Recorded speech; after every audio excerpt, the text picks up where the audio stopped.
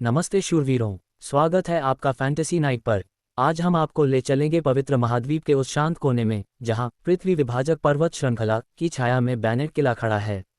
यहाँ की चांदनी रातों में जब गेहूं के खेत झूमते हैं तब एक 12 साल का बालक एबेल अपनी बैंगनी आंखों में एक अटूट सपना लिए भारी लोहे के कवच में तलवार भांजता है। एक तरफ उसका बड़ा भाई जैक है जो विरासत का हकदार है, और दूसरी तरफ एबेल जिसे अपनी राह खुद बनानी है। क्या कड़ी मेहनत और शूरवीर बनने का ये जुनून एबेल को एक नई पहचान दिला पाएगा?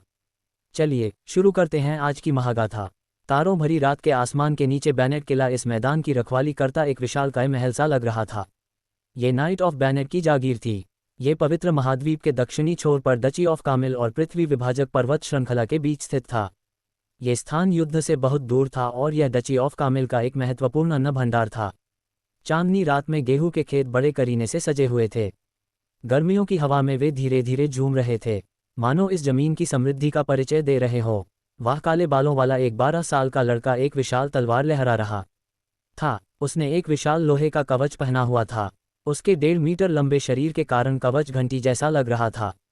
हालांकि उसका छोटा सा चेहरा बहुत गंभीर था, मानो वह कोई पवित्र काम कर रहा हो। हर बार जब लड़का विशाल तलवार लहराता तो जोर से चिल्लाता। एक तरफ यह उसकी सांस छोड़ने के लिए था, दूसरी तरफ यह उसके शरीर की सारी ताकत निचोड़ने के लिए था। घोड़ों की टापों की आवाज़ सुनकर वह लड़का जाग गया जो अपनी तलवार लहराने में लगा हुआ था। उसने अपने लंबे काले बाल घुमाए जिससे उसका जवान और कोमल चेहरा सामने आया। पसीने ने उसके काले बालों को भिगोकर उसके गालों तक चिपका दिया था। उसकी बैंगनी आंखों में एक स्वप्न सी चमक थी। एबेल, देखो मैं तुम्हारे लिए क्या लाया हूँ। एक 18 साल का युवक घोड़े से कूद पड़ा। उसके लंबे सुनहरे बाल, घनी बोहे, ऊंची नाक और आसमानी नीली आंखें थीं। उसने चमड़े का कवच और घुड़सवारी के जूते पहने हुए थे। उसने काठी से एक छोटा सा पैकेट निकालते हुए कहा, बड़े भाई आप वापस आ गए। एबेल दूसरे बच्चों की तरह उपहार के बारे में जानने को उत्सुक नहीं था। इसके बजाय उसने विनम्रता से उस युवक का अभिवादन किया। बड़े भाई होने के नाते जैक को एबेल के व्यवहार की आदत हो चुकी थी। 1 साल पहले जब से एबेल उठा है तब से वह काफ़ी बड़ा और परिपक्व लग रहा था। ये दोनों युवक बैनेट कैसल में नाइट ऑफ बैनेट के पुत्र थे। बड़ा बेटा 18 साल का जैक था जो बैनेट के नाई का सबसे बड़ा बेटा था। वह लेवल 4 का नौसिखियाई था और अभी अभी फोर्टली से लौटा था।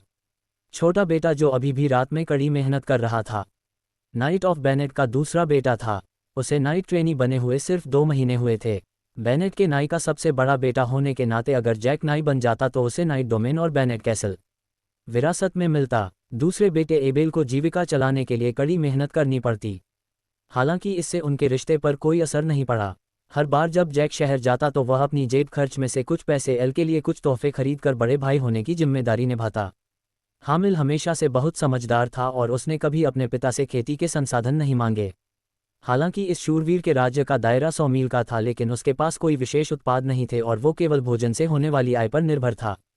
कर चुकाने के बाद भोजन से होने वाली वार्षिक आय केवल 500 स्वर्ण मुद्राएं थी।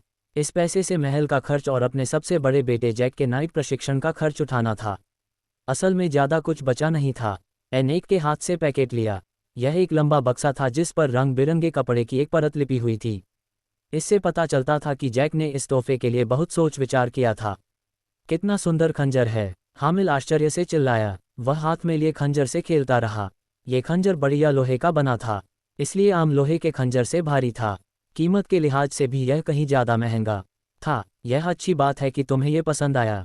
आज मैं भाग्यशाली था। एक आदमी था जो ये खंजर बेचना नहीं जानता था। इसकी कीमत एक साधारण खंजर की कीमत का केवल 70% थी, इसलिए मैंने इसे खरीद लिया। एबेल को खंजर इतना पसंद करते देखकर जैक बहुत खुश हुआ। पिछले साल एबेल ने शायद ही कभी इस तरह मुस्कुराया हो। अभ्यास करते रहो, मैं पहले घर जाऊंगा। जैक ने एल के अभ्यास में कोई बाधा नहीं डाली। पूरे महल में ऐसा लोहे का कवच सिर्फ एक ही था। दिन में ये कवच बैनेट के शूरवीर सेक को देते थे। वह इसे सिर्फ रात में ही अभ्यास के लिए एल को देते थे। एक प्रशिक्षु शूरवीर को सबसे पहले संबंधित प्रारंभिक तलवारबाजी का अभ्यास करना होता था। ये तलवारबाजी मांसपेशियों में मौजूद हर प्रकार की शक्ति को प्रभावी ढंग से संकुचित और अवक्षेपित कर सकती थी। अंततः ये शरीर को एक प्रकार की कई वापस प्रदान करती थी। ये कई धीरे धीरे संचित होकर कई चैनल बनाती थी। हर बार जब एक क्यूई चैनल बनता था तो कई चैनल एक 9 से स्तर तक उन्नत हो जाते थे। जब शरीर में 5 कई चैनल हो जाते थे तो कई चैनल फिर से संकुचित होकर एक कई कोर बनाते थे। कई कोर वाला एक शूरवीर पहले से ही एक सामान्य शूरवीर होता है। वे अपनी लड़ाकू कई का इस्तेमाल लड़ने के लिए कर सकते थे और उनकी लड़ाकू कई शूरवीर की युद्ध शक्ति को बेहतर बनाने के लिए सभी प्रकार के युद्ध कौशल को प्रेरित कर सकती थी। मांसपेशियों में ताकत को तेजी से संकुचित करने के लिए हजारों वर्षों के अन्वेषण के बाद शूरवीरों ने पाया कि अभ्यास के दौरान भारी कवच पहनने से कई चैनल बनने की गति में सुधार हो सकता है। इसलिए प्रत्येक शूरवीर के पास घर पर लोहे का एक कवच होना जरूरी था। इस कवच का इस्तेमाल शांति काल में किया जा सकता था और युद्ध काल में खुद को बचाने के लिए एक मजबूत ढाल के रूप में भी इस्तेमाल किया जा सकता था। कवच पर पट्टियों की संख्या कम या ज्यादा करके प्रशिक्षु शूरवीर और वरिष्ठ शूरवीर दोनों ही अभ्यास के लिए एक ही कवच का उपयोग कर सकते थे। इसलिए कवच और घोड़ा दोनों ही शूरवीरों के लिए मानक उपकरण थे। कवच और घोड़े के बिना किसी शूरवीर को शूरवीर नहीं माना जाता था। 97989910 जब हाबिल ने आखिरी बार अपनी तलवार घुमाई तो उसके शरीर की आखिरी ताकत भी गायब हो गई। वह जमीन पर लेटने के अलावा कुछ नहीं कर सका। उसकी बैंगनी आंखें आसमान के तारों को देख रही थी और उसने धीरे से कहा, कौन सा तारा मेरा घर है? असली एल 1 साल पहले हुई दुर्घटना में मर गया था और धरती से आए एक आत्मा ने इस शरीर को धारण कर लिया था और न्याय बन गया था। यही वजह थी कि पिछले 1 साल में एल का व्यक्तित्व बदल गया था। एक 30 साल की आत्मा का 10 साल के बच्चे के शरीर में प्रवेश चाहे कितनी भी सावधानी बरती जाए लोगों को अलग एहसास दिलाता था। हालांकि दुर्घटना की वजह से सभी को लगा कि यह बस एक डरा हुआ बच्चा है। एबेल, जिसे धरती पर ली एबेल के नाम से जाना जाता था, एक अनुभवी फिटनेस ट्रेनर था। वह अक्सर काम में व्यस्त रहता था। एक दिन जब वह रात के लगभग 10 बजे घर पहुंचा तो वह थोड़ा परेशान था। उसने अपना लैपटॉप निकाला और अपना पुराना गेम डाइबो 2 खेलना शुरू कर दिया। डाइबो 2 उसके लैपटॉप पर मौजूद कुछ क्लासिक गेम्स में से एक था और यह उन गेम्स में से एक था जो उसने संभाल कर रखे थे। उसने आइकन पर क्लिक किया और कुछ देर गेम खेला। उसने पाया कि बुक ऑफ टाउन पोर्टल का स्कोर 0 था। वह अक्सर टाउन पोर्टल का स्क्रॉल खरीदना भूल जाता था। बोरिया के कारण उसने मॉडिफायर खोला और बुक ऑफ टाउन पोर्टल में कुछ बदलाव किए। कुछ देर बाद उसने बुक ऑफ टाउन पोर्टल के आंकड़े संतुष्टि से देखे।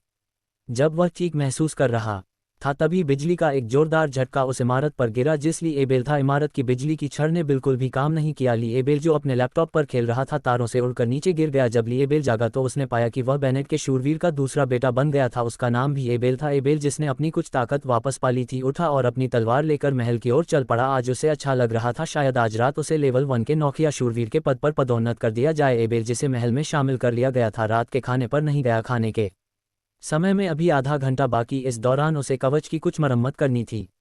एल ने कवच पर लगे पसीने के दागों को धीरे धीरे साफ किया। कवच के हर टुकड़े को साफ करना था और हर दरार को साफ करना था। फिर उसने कवच को चमकाने के लिए रखरखाव तेल का इस्तेमाल किया। इस प्रक्रिया के दौरान एल बहुत सावधान था। चाहे वह हो जैक हो या खुद बेनेट का कवच इस्तेमाल करने के बाद वे सभी उसका रखरखाव करते थे। यह एक नाई की परंपरा थी और यह कवच को परिवार में आगे बढ़ाने के लिए एक जरूरी तरीका भी था। अगली थी ग्रेटेस्ट वर्ड। ये ग्रेटेस्ट वर्ड एक प्रकार की 2 हाथ वाली तलवार थी। इसका विशाल शरीर और सादा मुंह इसे बनाने वाले के विचारों को दर्शाता था। ये सरल और व्यवहारिक थी। बेनेट के शूरवीर ने सफ़ेद सूती कमीज पहनी हुई थी। उसके बारीक बटन एक रस की विलासिता को दर्शा रहे थे। उसका चेहरा बहुत गंभीर था। एबेल यहाँ 1 साल से था और उसने बेनेट के शूरवीर के हाव भाव में शायद ही कभी कोई बदलाव देखा हो। सिर्फ 1 साल पहले जब एबेल उठा और उसने बेनेट के शूरवीर को पहली बार देखा तो उसकी आंखों में खुशी अभी भी उसकी यादों में ताज़ा थी। उसकी मां नोरा एक दयालु महिला थी। जब एबेल स्वस्थ हो रहा था तो वह उसे रोज खाना खिलाती थी। उन्होंने कभी भी दूसरी नौकरानियों को दखलंदाजी नहीं करने दी। यही एक मुख्य कारण था कि एबेल को यह परिवार पसंद आया। खाने से पहले प्रार्थना करना के लिए एक आदत नहीं थी। वह 30 साल से नासिक था, लेकिन इस दुनिया में आने के बाद उसने पाया कि यहाँ हर कोई धार्मिक है। वे सभी पवित्र प्रकाश चर्च की पूजा करते थे। भोजन के दौरान कोई भी नहीं बोला। हालांकि नाइट क्लीन वर्क का सबसे निचला स्तर था, फिर भी ये परिवार उन नियमों का पालन करता था जिनका पालन कुलीन वर्क को करना होता था। गोमांस के बड़े टुकड़े को 4 हिस्सों में बांटा गया। उसके पिता और जैक को सबसे ज्यादा मिला, जबकि उसकी मां और एल को सबसे कम। एक नाई द्वारा खाया गया भोजन ऊर्जा में और अंतत ऊर्जा में परिवर्तित हो जाता था। एक आधिकारिक नाई और चौथे स्तर के नौसक नाइट को खिलाना पहले से ही एक बड़ा बोझ था, इसलिए वे दूसरों के लिए भोजन की मात्रा कम ही कर सकते थे। जब वह धरती पर था तब एक फिटनेस ट्रेनर के तौर पर अल ने एक बार में इतना बीफ कभी नहीं खाया था। हालांकि यह थोड़ी मात्रा में था, फिर भी यह 1 पाउंड बीफ था। हालांकि वह अभी सिर्फ 12 साल का था। उसने अपनी प्लेट में रखा बीफ और वो मील कुछ ही मिनटों में खत्म कर दिया और खा। एक धीमी आवाज़ सुनाई दी। तभी एल की प्लेट में बीफ का एक बड़ा टुकड़ा रखा गया। उसकी मारा ने अपने बीफ का आधे से ज़्यादा हिस्सा काटकर एल की प्लेट में रख दिया। बेनेट के शूरवीर ने ऊपर देखा और कुछ नहीं कहा। वह चुपचाप अपना गोमांस खाता रहा। गोमांस काटते समय उसका हाथ थोड़ा ज़्यादा जोर लगा रहा था और चाकू और प्लेट के बीच हल्की सी आवाज़ आ रही थी। उसके जैसे रईस के लिए ऐसा करना बहुत कम होता था। जैक ने शोर सुना और अपने पिता की तरफ देखा। पिता की घूरती निगाहों के बाद उसने आज्ञाकारी ढंग से अपना सिर नीचे किया और खाना जारी रखा। माँ, आपका शुक्रिया, हाबिल ने मना नहीं किया। यह उसकी माँ का उसके लिए प्यार था। इस प्यार को स्वीकार करना ही सही फैसला था। भोजन के बाद बेनेट के शूरवीर ने जैक को हमेशा की तरह रुकने को कहा। अब समय आ गया था कि शूरवीर जैक को निर्देश दे। एबेल को इसमें भाग लेने का अधिकार नहीं था। केवल प्रथम स्तर का नौसिया शूरवीर बनने के बाद ही वह इस तरह के भोजनयज्ञ में भाग ले सकता था। बिना समय गवाए अपने कमरे में लौट आया। उसके पेट में मांस भरा हुआ था और आज उसने जो ऊर्जा जमा की थी उसे की सांस लेने की तकनीक से गुजरने की जरूरत थी। शूरवीरों के लिए ब्रीथिंग तकनीक सबसे महत्वपूर्ण गुप्त तकनीक थी। हर शूरवीर की अपनी आइट ब्रीथिंग तकनीक होती थी। इस तरह की तकनीक परिवार में पीढ़ी दर पीढ़ी चलती थी या नाइट्स अकादमी में सीखी जाती थी। युद्ध के मैदान में महान योगदान देने वाले सैनिक अपने योगदान के बदले नाइट्स ब्रीथिंग तकनीक सीख सकते थे। कालीन बिछे फर्श पर पालथी मारकर बैठ गया। इस क्षण उसका हृदय धीरे धीरे शांत हुआ। उसकी सांसें तेज और तेज होती गई। उसका पेट भी धीरे धीरे फूलने लगा। फिर उसने तेजी से सांस छोड़ी। एमिल के मुंह से सफ़ेद गैस का एक बादल निकला। यह एक तीखे तीर की तरह था जो 1 फुट दूर जाकर हवा में गायब हो गया। उसी समय उसके पेट में जमा खाना तेजी से खत्म हो गया। एल ने लगातार 20 सांसें ली। दिन भर में जमा हुई सारी कई उसके शरीर में मौजूद भोजन के सेवन से तेजी से एक मेडियन में बदल गई। जैसे ही यह मेडियन बना वह थोड़ी देर के लिए हिल गया। जब एल को लगा कि आज वह फिर से असफल होने वाला है तो कंपन रुक गया। मेरिडियन से ऊर्जा का एक उछाल उसके शरीर में वापस प्रवाहित हुआ। एक पल में, चाहे वह उसका शरीर हो या उसकी आत्मा, ऐसा लगा जैसे वह अभी अभी सुबह उठा हो। वह आखिरकार लेवल 1 का नौसिया बन गया था। 1 साल पहले जब उसने अपने पिता बेट के नाई को सफ़ेद रोशनी की चमक से एक घने पेड़ को काटते देखा तो एल को एहसास हुआ कि वह मूल पृथ्वी से बिल्कुल अलग दुनिया में आ गया है। इस दुनिया में जीवित रहने का सबसे अच्छा तरीका ताकत हासिल करना था। इसलिए उस समय उसने अपने पिता से नाई बनना सिखाने के लिए कहा। उस समय बेनेट के नाई ने परिवार की स्थिति को स्पष्ट रूप से समझाया। दूसरे बेटे के रूप में एबेल अपने बड़े भाई जैक के अभ्यास को प्रभावित किए बिना ही के रूप में प्रशिक्षण ले सकता था। इसके अलावा एबेल को संसाधन तभी आवंटित किए जाएंगे जब अतिरिक्त संसाधन उपलब्ध हो। परिवार के सभी संसाधन पहले जैक को दिए जाने थे। साथ ही बेनेटाई के बेटे के रूप में वह बेटा परिवार की संपूर्ण विरासत के बारे में भी जान सकता था। इसके बाद एल ने बहुत सारे प्रारंभिक कार्य सीखे, जैसे कि घोड़ों का प्रजनन, हथियारों का रखरखाव, घड़वारी, तीरंदाजी, नाई शिष्टाचार इत्यादि। केवल 2 महीने पहले ही उसने आधिकारिक तौर पर नाई के रूप में प्रशिक्षण शुरू किया था। जब यह विल खुश था तभी उसे अचानक एहसास हुआ कि उसके शरीर में कई मेरिडियन तेजी से बह रहा है। यह उसके दाहिने हाथ से बह रहा था। वह बेचैन हो गया। अगर ऐसा ही चलता रहा तो अभी अभी बना पहला कई मेरी गायब हो जाएगा। जैसे ही वह इसके बारे में सोच रहा था, प्रवाह रुक गया। सौभाग्य से यह रुक गया। हालांकि उसने कुछ कई खो दी थी, लेकिन 1-2 दिन के अभ्यास के बाद वह उसे वापस पा लेगा। इससे उसके पद पर कोई असर नहीं पड़ेगा। एबेल ने अपनी आस्तीन ऊपर उठाए और अपने दाहिने हाथ की ओर देखा। उसके हाथ पर एक धुंधली परछाई दिखाई दी। अगर वह ध्यान से ना देखता तो उसे पहचानना आसान नहीं होता। एबेल ने ध्यान से परछाई देखी। यह इतनी जानी पहचानी क्यों लग रही है? ये तो राधिक का घन एल कालीन से उछल पड़ा। ये राधिक का क्यूब है। ये कैसे हो सकता है? वह गलत नहीं हो सकता था। ये सचमुच राधिक का क्यूब है। इतने सालों तक डाइबो 2 खेलने के बाद वह डाइब 2 की सबसे महत्वपूर्ण कलाकृति को कैसे नहीं पहचान पाया? ये राधिक क्यूब मेरे साथ यात्रा कर रहा था। एल उत्साह से अपने कमरे में घूम रहा था। उसने एक अनजानी दुनिया में कुछ जाना पहचाना सा देखा। यह एहसास रेगिस्तान में किसी मुसाफिर को पानी से भरी बोतल मिलने जैसा था। पहले राधिक क्यूब दिखाई नहीं देता था। शायद उसमें कोई ऊर्जा नहीं थी। अब जबकि वह लेवल 1 नौसक शूरवीर बन गया था, कई का नुकसान रेडिक क्यूब पर एक आवेश था, इसलिए वह उसे देख सकता था। एल ने रेडिक क्यूब के प्रकट होने की संभावना के बारे में सोचा। खुद को शांत करने के बाद एबेल की उंगली ने धीरे से अपने दाहिने हाथ पर रिक को छुआ। उसके दिमाग में एक खाली जगह उभरी। वह जगह 12 खांचों में बटी हुई थी। उनमें से 2 में एक नीली किताब रखी थी जबकि बाकी खाली थी। टाउन पोर्टल की पुस्तक। एमिल ने एक नज़र में ही किताब पहचान ली। ये टाउन पोर्टल की किताब थी जिसे उसने बिजली का झटका लगने से पहले संशोधित किया था। वह अपने मन में किताब के गुणों को देख सकता था। हर मिनट कई की संख्या अपने आप ठीक हो जाती थी। एल को याद आया कि उसने इसे संशोधित करके हॉडिक के घर में डाल दिया था। यह उसकी आदत थी। टाउन पोर्टल की पुस्तक निकालो। इसी विचार के साथ टाउन पोर्टल की पुस्तक उसके हाथ में प्रकट हुई। यह एक बहुत बड़ी पुस्तक थी। ये पृथ्वी पर मौजूद किसी पत्रिका जितनी बड़ी थी। नीली पुस्तक के आवरण पर गहरे सुनहरे रंग का एक पैटर्न था। ये पैटर्न कभी कभी प्रकाश की एक झलक के साथ प्रवाहित होते थे, जिससे ये टाउन पोर्टल की पुस्तक रहस्यमय और भव्य दिखती थी। क्या मैं इस बुक ऑफ टाउन पोर्टल का उपयोग करने के बाद घर जा पाऊंगा? अचानक इस विचार ने एबेल के दिल की धड़कनें तेज कर दी। वह घर जाकर अपने माता पिता से मिल सकता था, अपनी माँ के हाथ का बना खाना खा सकता था और अपने शहर की खुशबू महसूस कर सकता था। इस दुनिया में आने के 1 साल बाद एल को आखिरकार घर जाने की उम्मीद दिखाई दी। उसे पहले कभी घर की इतनी याद नहीं आई थी। नियान ने धीरे से टाउन टेलीपोर्टेशन की किताब खोली, मानो वह कोई दुर्लभ खजाना खोल रहा हो। उसके सामने 20 टाउन टेलीपोर्टेशन स्क्रॉल प्रकट हुए। ये टाउन टेलीपोर्टेशन स्क्रॉल सफ़ेद भेड़ की खाल से बने थे और नीले रिबन से बंधे थे। रिबन पर गहरे सुनहरे रंग की धारियां थीं। जब तक वह रिबन फाड़ता वह टेलीपोर्टेशन गेट खोल पाता। एल ने अपना हाथ टाउन पोर्टल स्क्रॉल पर रखा। टाउन पोर्टल स्क्रॉल उसकी उंगली से हल्के से उछला। वह थोड़ा घबरा गया। मैं उसके और करीब क्यों नहीं जा सकता? उसके हाथ पर और जोर लगाया। इस बार उसका हाथ उछला नहीं। रिबन सफलतापूर्वक फट गया। उसके हाथ में एक आग का गोला दिखाई दिया। एबेल ने झट से अपने हाथ में पकड़े आग के गोले को जमीन पर फेंक दिया। जमीन पर बिलीन में एक छेद हो गया। आग का गोला भी गायब हो गया। ये कैसे काम नहीं कर सका? यह आग का गोला कैसे बन गया? हाबेल ने कुछ और बार कोशिश की। नतीजा वही रहा। टाउन पोर्टल स्क्रही जलकर काली राख के ढेर में बदल जाता। खिड़की से चांदनी की रोशनी एबेल के सोते हुए चेहरे पर पड़ रही थी। हल्की हवा ने उसके चेहरे पर बचे हुए आंसू उड़ा दिए। रजाई में कसकर लिपटा, उसका शरीर हवा में कांप रहा था।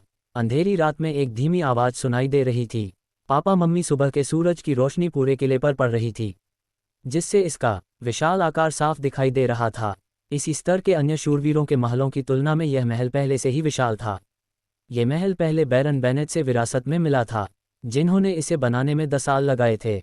अपने कुछ उत्तराधिकारियों की योग्यता के कारण नाइट ऑफ बेनेट ने अपनी उपाधि खो दी। उन्होंने केवल नाई की उपाधि ही रखी, जिसके बारे में बात करते समय उन्हें बहुत दुख होता था। बेनेट के शूरवीर का सबसे बड़ा अफसोस ये था कि उसे पर्याप्त युद्ध गौरव नहीं मिला। हालांकि बेनेट का शूरवीर ओके के साथ युद्ध के दौरान बहादुर और दृढ़ था, फिर भी उसे उपाधि पाने लायक पर्याप्त युद्ध गौरव नहीं मिला। इसलिए बेनेट के नायक ने अपने बच्चों की, खासकर अपने सबसे बड़े बेटे जैक की शिक्षा में बहुत मेहनत की। अगर जैक 30 साल की उम्र से पहले नायक बन जाता तो इस महल की विरासत उसकी पक्की होती। अगला कदम ये देखना था कि जैक कितनी मेहनत करता है और क्या वह अपनी उपाधि को और बढ़ा पाता है। बेनेट के शूरवीर को अपने सबसे छोटे बेटे के लिए कोई ज़रूरत नहीं थी। वह अपने सबसे छोटे बेटे को बचपन में ही अनगणित सिखाने के लिए किसी को ढूंढने की योजना बना रहा था और फिर शहर में उसके लिए एक अच्छी नौकरी ढूंढने की योजना बना रहा था। हालांकि उसके सबसे छोटे बेटे ने शूरवीर बनने का रास्ता चुना था, जिससे बेट के शूरवीर थोड़े चिंतित थे। उसके सबसे छोटे बेटे ने एक ऐसा रास्ता चुना था जो उसके बड़े भाई से भी ज़्यादा कठिन था। उसके पास अपना महल, युद्ध का घोड़ा या कवच नहीं था। उसका सबसे छोटा बेटा भविष्य में एक घुमक्कर शूरवीर बनेगा, एक ऐसा पेशा जिसे कुलीन वर्ग मान्यता नहीं देता था। वह धीरे धीरे कुछ पैसे कमाकर अपना युद्ध का घोड़ा और कवच खरीद लेगा। अच्छा होगा अगर वह 40 साल की उम्र से पहले ही घर बसा ले, क्योंकि ज़्यादातर घुमकर शूरवीर रास्ते में ही मर जाते हैं। आपने स्तर बढ़ाया। वेनेट के शूरवीर ये देखकर हैरान रह गए कि उनका दूसरा बेटा एबेल सिर्फ 2 महीने के प्रशिक्षण के बाद ही लेवल 1 का नौसिखिया शूरवीर बन गया था। उसे लेवल 1 का नौसिखिया शूरवीर बनने में 4 महीने लगे थे और उनके सबसे बड़े बेटे को लेवल 1 का नौसिखिया शूरवीर बनने में 4 महीने लगे थे। हालांकि उनके सबसे छोटे बेटे, जिस पर उन्होंने ज़्यादा ध्यान नहीं दिया था, बिना किसी संसाधन के लेवल 1 का नौसिख शूरवीर बनने में सिर्फ 2 महीने लगाए थे। हाँ पिताजी, कल रात मेरा स्तर ऊपर हो गया। जैक आगे बढ़ा और एबेल को गले लगा लिया। लंबे जैक ने सीधे ए को उठाया और हवा में घुमा दिया।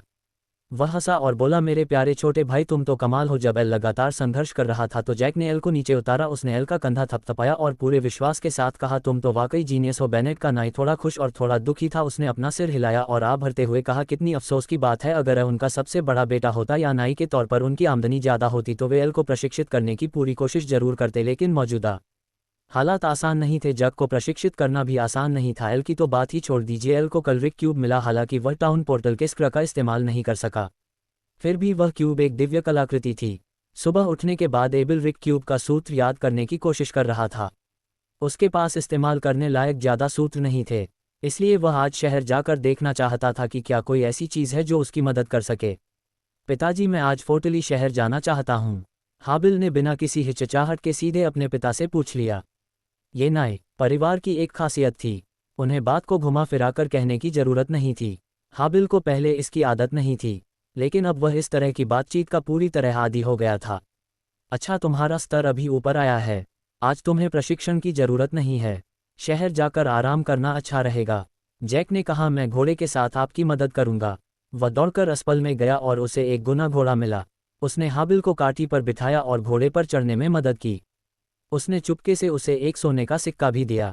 बेनेट के शूरवीर ने सब कुछ देखा।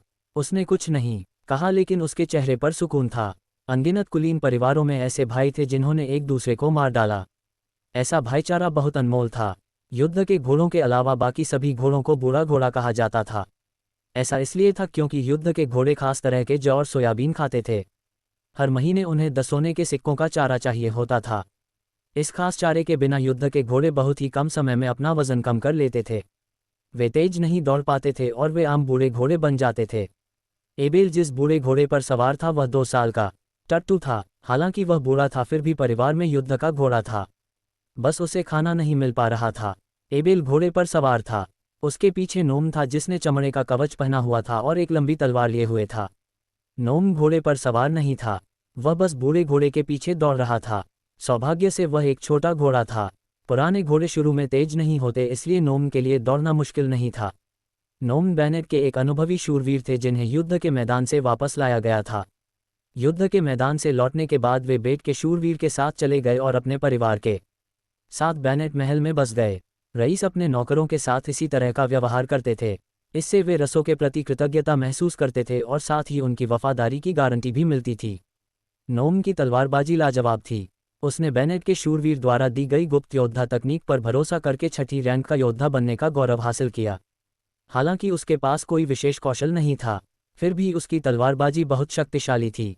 इसलिए जब भी एबेल बाहर जाता, बेनेट का शूरवीर नोम को अपने साथ जाने देता।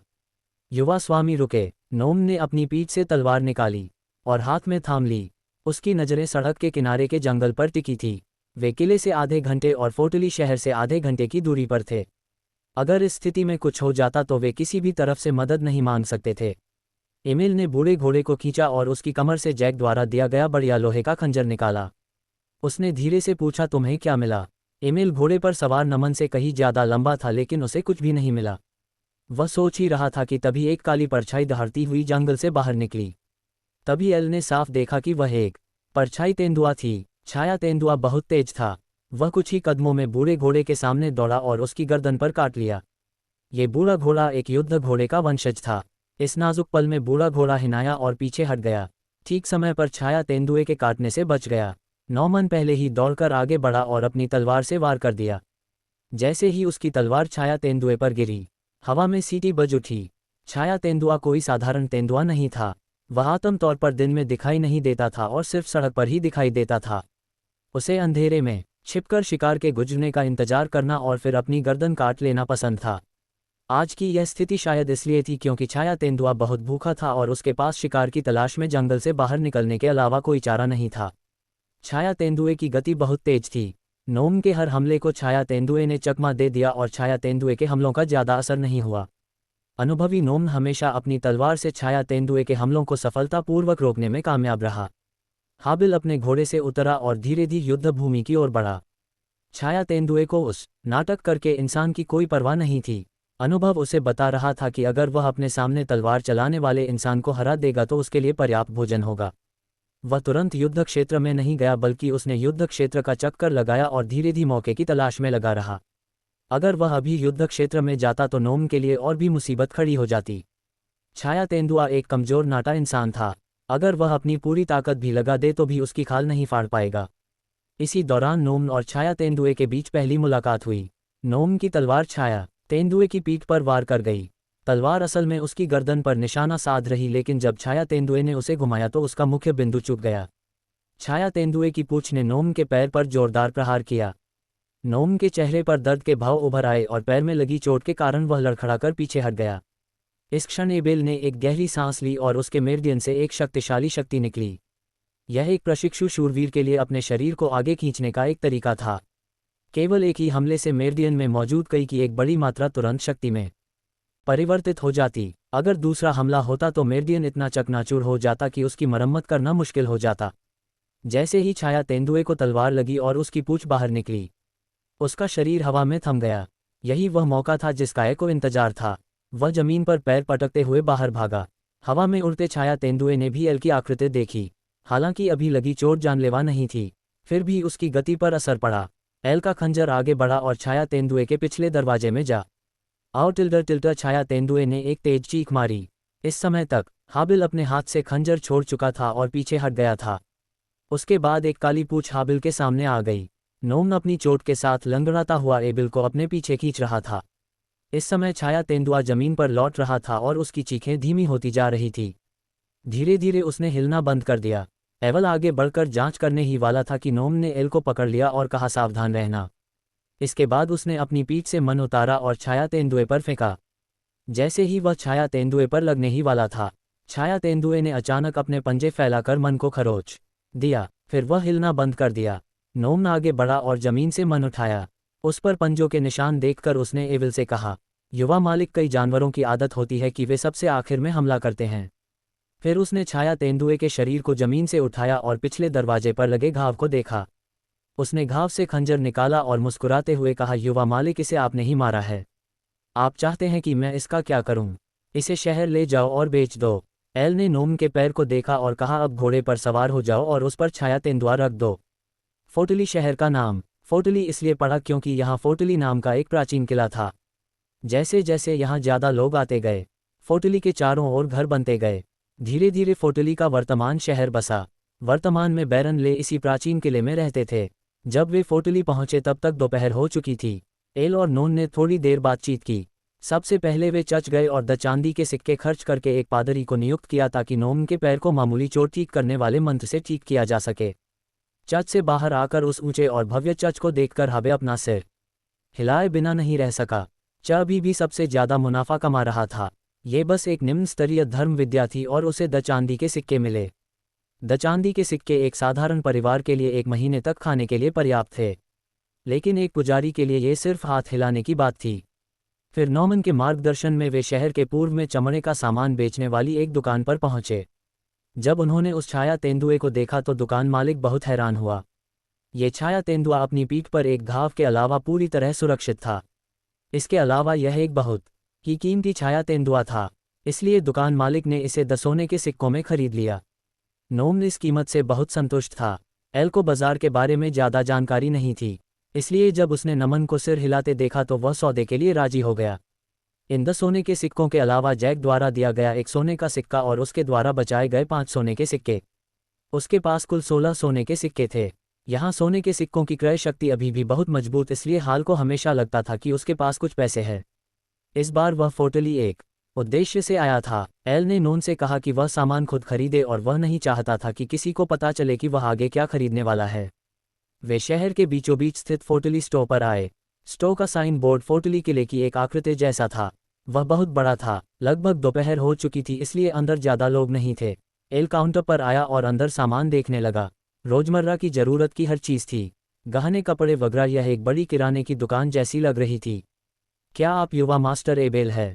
एक मोटा मध्यम आयु वर्ग का आदमी चेहरे पर बड़ी मुस्कान लिए काउंटर से बाहर आया और एविल को एक शानदार सलामी दी। हालांकि दूसरे पक्ष की सलामी बहुत मानक नहीं थी और यहाँ सलामी का प्रयोग करना बहुत अनुचित था। फिर भी हाबिल ने विनम्रता से सलामी का जवाब दिया। आम लोगों के लिए कुलीन शिष्टाचार सीखना बहुत मुश्किल होता है, इसलिए यह बहुत अच्छी बात है कि यह मोटा अधेड़ व्यक्ति कुलीन सलामी का उपयोग कर सकता है। हाँ, तुम मुझे जानते हो, मैं टिम हूँ, इस दुकान का मालिक। आपकी कमीज के कोने पर नाइट ऑफ बेनेट की थन शील्ड का प्रतीक है और मैं आपके भाई यंग मास्टर जैक को जानता हूँ, इसलिए मैंने आपको संबोधित करने की आज़ादी ली। टीम ने एक और अजीब सा इशारा किया। कांटेदार ढाल बेनेट परिवार का राज था। एक योग्य कुलीन बनने के लिए किसी को यथासंभव अधिक से अधिक राज को याद करना आवश्यक था। हाबे की स्मृतियों में हाबिल को बचपन से ही साहित्य, संगीत और उच्च शिष्टाचार सिखाया गया था। सबसे महत्वपूर्ण पाठों में से एक थी, मिस्टर टिम, क्या आपके पास कोई रत्न है? टिम बहुत खुश हुआ कि अर्ल ने उसे विनम्रता से श्रीमान कहकर संबोधित किया। हालांकि उसके सामने इस युवा नाई का दूसरा बेटा कोई कुलीन नहीं था, फिर भी उसका दर्जा बहुत कुलीन था। एक कुलीन के सम्मान ने टिम का मूड बहुत अच्छा कर दिया। उसने झट से जवाब दिया, हाँ, रिबर कंपनी आपको हर तरह के रत्न प्रदान कर सकती है। युवा मास्टर टीम ने उस आदमी को काउंटर पर रखा एक बड़ा डिब्बा खोलने का आदेश दिया। डिब्बे में रत्नों की कुछ पंक्तियां थी। ये रत्न बहुत छोटे थे। इस छोटे से कस्बे में बहुत कम लोग रत्न खरीद पाते थे। बड़े रत्नों के दूसरे काम थे, इसलिए वे इस तरह की दुकान में नहीं मिलते। एबेल ने बक्से से एक ही रंग और आकार के 6 लाल रत्न उठाए और पूछा, ये कितने के हैं? मिस्टर टिम, मुझे बस 6 सोने के सिक्के दे दो। युवा मास्टर एबेल ने ज़्यादा मोलभाव नहीं किया। वह जानता था कि इस शहर के व्यापारी अपने ही लोगों से किसी नाइट के परिवार के वंशज से तो बिल्कुल भी मोलभाव नहीं करेंगे। इसलिए उसने 6 सोने के सिक्के निकाले और टीम को दे दिए। टिम ने दोनों हाथों से सोने के सिक्के लिए। उसने एक कपड़े का थैला ढूंढा और एबेल को उस 6 लाल रत्न डालने में मदद की। फिर उसने आदरपूर्वक एबेल को दुकान से बाहर भेज दिया। रिबर कंपनी छोड़ने के बाद एबेल को एक सुनसान गली मिली। उसने थैले से 3 लाल रत्न निकाले और उन्हें राधिक क्यूब में डाल दिया। फिर उसने मन ही मन संश्लेषण सूत्र का पाठ किया। 3 समान रत्नों का संश्लेषण करके एक उच्च स्तरीय रत्न बनाया जाएगा। अगर वह गलत नहीं था तो संश्लेषण बटन दबाने पर तीनों रत्न गायब हो जाएंगे और उसे एक बड़ा लाल रत्न मिलेगा। अपनी भावनाओं को दबाते हुए एबेल ने अपने सामने मौजूद 12 ग्रिडों में से नीचे के संश्लेषण बटन को धीरे से दबाया। 3 लाल रत्नों से एक सफ़ेद रोशनी निकली और वे गायब हो गए। राधिक क्यूब के ऊपरी ग्रिड में एक बड़ा लाल रत्न प्रकट हुआ। एबेल ने राध क्यूब से लाल रत्न निकाला और उसे सूर्य के प्रकाश में ध्यान से देखा। ये वाकई एक खूबसूरत रत्न था। हर तरफ सूर्य की चमक पूरी तरह से प्रतिबिंबित हो रही थी, जिससे एक प्रकार का शुद्ध प्रकाश निकल रहा था। क्रिस्टल जैसा साफ लाल रंग सूर्य के प्रकाश में चमक रहा था। चाहे आकार की बात हो या गुणवत्ता की, इस लाल रत्न का मूल्य पिछले 3 लाल रत्नों से एक स्तर ऊंचा था। हालांकि हाबिल को इसकी कीमत का पता नहीं था, फिर भी उसका मानना था कि इसकी कीमत 3 स्वर्ण मुद्राओं से जरूर ज़्यादा होगी। फिर उसने दूसरा लाल रत्न भी संश्लेषित किया। उसने दोनों लाल रत्नों को एक कपड़े के थैले में रखा और सोचा कि उन्हें कहाँ बेचे। वह रिवर कंपनी तो बिल्कुल नहीं जा सकता था। सोचते हुए उसने वहां से अभी अभी 6 लाल रत्न खरीदे थे और फिर वहां जाकर 2 और भी बेहतर लाल रत्न बेचे। कोई मूर्ख भी समझ सकता था कि कोई समस्या है। कस्बे की सड़क पर कुछ देर चलने के बाद एल को सामने एक नीलामी घर दिखाई दिया। यह एडवांस बुटीक शॉप थी। साइन बोर्ड देखकर एल को अपनी याददाश्त से संबंधित जानकारी मिल गई। Adams boutique shop duchy of Kamil का सबसे बड़ा नीलामी घर था। मूल डची ऑफ कामिल के हर कस्बे में एक एडम्स बुटीक शॉप थी। 500 साल के इतिहास के साथ एडम्स बुटीक शॉप की प्रतिष्ठा निश्चित थी। डची ऑफ कामिल की राजधानी में स्थित एडम्स बुटीक शॉप हर साल कुछ दुर्लभ खजानों की नीलामी करती थी, जो डची ऑफ कामिल और आसपास के डचियों के धनी और कुलीन लोगों को आकर्षित करती थी। एडम्स बुटीक शॉप आपका स्वागत करता है। मैं आपकी किस प्रकार सहायता कर सकता हूँ? वह अंडाकार चेहरे वाली एक खूबसूरत महिला थी। उसने पूर्व की एक खूबसूरत रेशमी पोशाक पहनी हुई थी। उसके लंबे सुनहरे बाल बिना किसी अशुद्धि के चमकदार और साफ आंखें और गोरी त्वचा थी। उसकी आवाज़ बहुत मधुर और सुनने में सुखद थी। उसने दोपहर में एल का अभिवादन किया। सुंदर महिला में मैं रत्नों की पहचान करने के लिए किसी को ढूंढना चाहता हूँ। अभिवादन के बाद एल ने उत्तर दिया। इस शिष्टाचार से एडम्स बुटीक शॉप की ताकत का अंदाजा लगाया जा सकता था। सही समय पर सही शिष्टाचार का पालन करना कुलीनों का आदर्श था, और जो लोग इस शिष्टाचार का कुशलता से इस्तेमाल कर सकते थे, उन्होंने कम से कम कुलीन शिष्टाचार के पाठ्यक्रम जरूर सीखे होंगे। ये पाठ्यक्रम सिर्फ इच्छा मात्र से सीखे जाने वाले नहीं थे। बिना उचित दर्जे के कोई भी आपको यह चीज़ें नहीं सिखाता। आप मुझे बस यवेट कह सकते हैं, जवान और खूबसूरत सर, मैं यहाँ सुपरवाइजर हूँ। चलो ऊपर बात करते हैं। जब यवेट ने एवल को आते देखा तो उसे पता चल गया कि वह एक प्रतिष्ठित व्यक्ति है, इसलिए उसने किसी को भी स्वागत समारोह में शामिल नहीं होने दिया। इसके बजाय उसने स्वयं उसका स्वागत किया। दूसरी मंजिल पर बने लिविंग रूम में दोनों बैठ गए और 2 कप कॉफ़ी परोसी गई। हाबिल, जो काफ़ी देर से चल रहा था, कॉफ़ी उठाकर एक घूंट लेने से खुद को रोक नहीं पाया। कॉफ़ी बहुत अच्छी थी, हालांकि वह ये नहीं बता सकता था कि यह कहाँ बनती है। फिर भी उसे कॉफ़ी की गुणवत्ता का अंदाजा था। उसके परिवार की आर्थिक स्थिति अच्छी नहीं थी, इसलिए उसने बहुत दिनों से इतनी अच्छी कॉफ़ी नहीं पी थी। योवेट ने अपने सामने खड़े युवक की ओर देखा, जो लड़का ही कहा जा सकता था। रईस को दिया जाने वाला सम्मान उसकी उम्र की वजह से नहीं था। रईस अक्सर ऐसा कहते थे और यही नीलामी घर का सेवा उद्देश्य था। एल ने अपनी बाहों से एक कपड़े का थैला निकाला और उससे एक मानिक निकाला। उसने उसे युवेट को देते हुए कहा, मिस युवेट, कृपया इस रत्न का मूल्य जांच ले। एल जानता था कि मानिक कितना उत्तम है। आखिरकार प्राधिक धन एक दिव्य कलाकृति थी। उसमें कोई दोष होना असंभव था। वह केवल अपनी श्रेणी का सबसे उत्तम ही हो सकता था। हाबिल को उम्मीद नहीं थी कि इसकी कीमत 300 सोने के सिक्कों जितनी होगी। 100 गुना के अंतर ने हाबिल को एहसास दिलाया कि राधिक धन कितना कीमती है। अगर लोगों को इस खजाने के बारे में पता चल गया तो बहुत बड़ी मुसीबत आ जाएगी। ये फोर्टली की सबसे सुरक्षित दुकान थी। एबेल कीमत से बहुत संतुष्ट था। उसने बैग से आखिरी माइक निकाला और योवेट को दे दिया। उसने बैग को हिलाकर दिखाया कि वह खाली है और योवेट से कहा उसे आकार का एक और मालिक है। कीमत तुम्हारे कहे अनुसार होगी। योवेट ने दूसरा माइक लिया और उसे देखा। वह अपनी अनोखी कुलता भरी प्रशंसा में उसकी तारीफ किए बिना नहीं रह सकी। लाल और भावुक मानिक दोनों ही एक जैसे उत्तम है। मुझे ट्रेनिंग के लिए कुछ दवा चाहिए। क्या आप मुझे कुछ बता सकते हैं? उदाहरण के लिए एबेल का बड़ा भाई जैक हर महीने एक औषधि लेता था। ये औषधि गुरुओं द्वारा बनाई गई एक जादुई औषधि थी। इसे लेने के बाद आप अपनी कई बढ़ाने का अभ्यास कर सकते थे। उस औषधि का नाम कई संघ औषधि था, लेकिन किसी ने उसे इसके बारे में नहीं बताया था क्योंकि उसका स्तर बहुत कम था। एडमम की बुटीक दुकान आपको शुरुआती कई कंडेंसिंग पोशन उपलब्ध करा सकती है। इसकी कीमत प्रति बोतल 10 सोने के सिक्के है। योवेट एक पल के लिए रुकी, अपने सुंदर चेहरे पर मुस्कान लिए।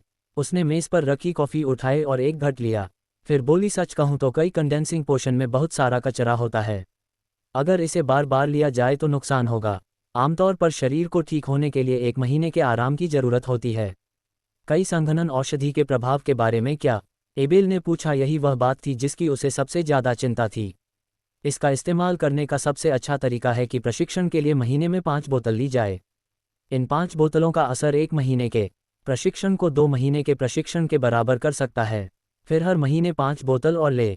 यवे नीलामी घर में मौजूद सामान के असर को लेकर बहुत स्पष्ट थी। वह देख सकती थी कि उसके सामने वाले लड़के को इस बारे में कोई जानकारी नहीं थी। यदि निम्न स्तर की कई संघन औषधि है तो क्या उच्च स्तर की कई संघन औषधि भी है?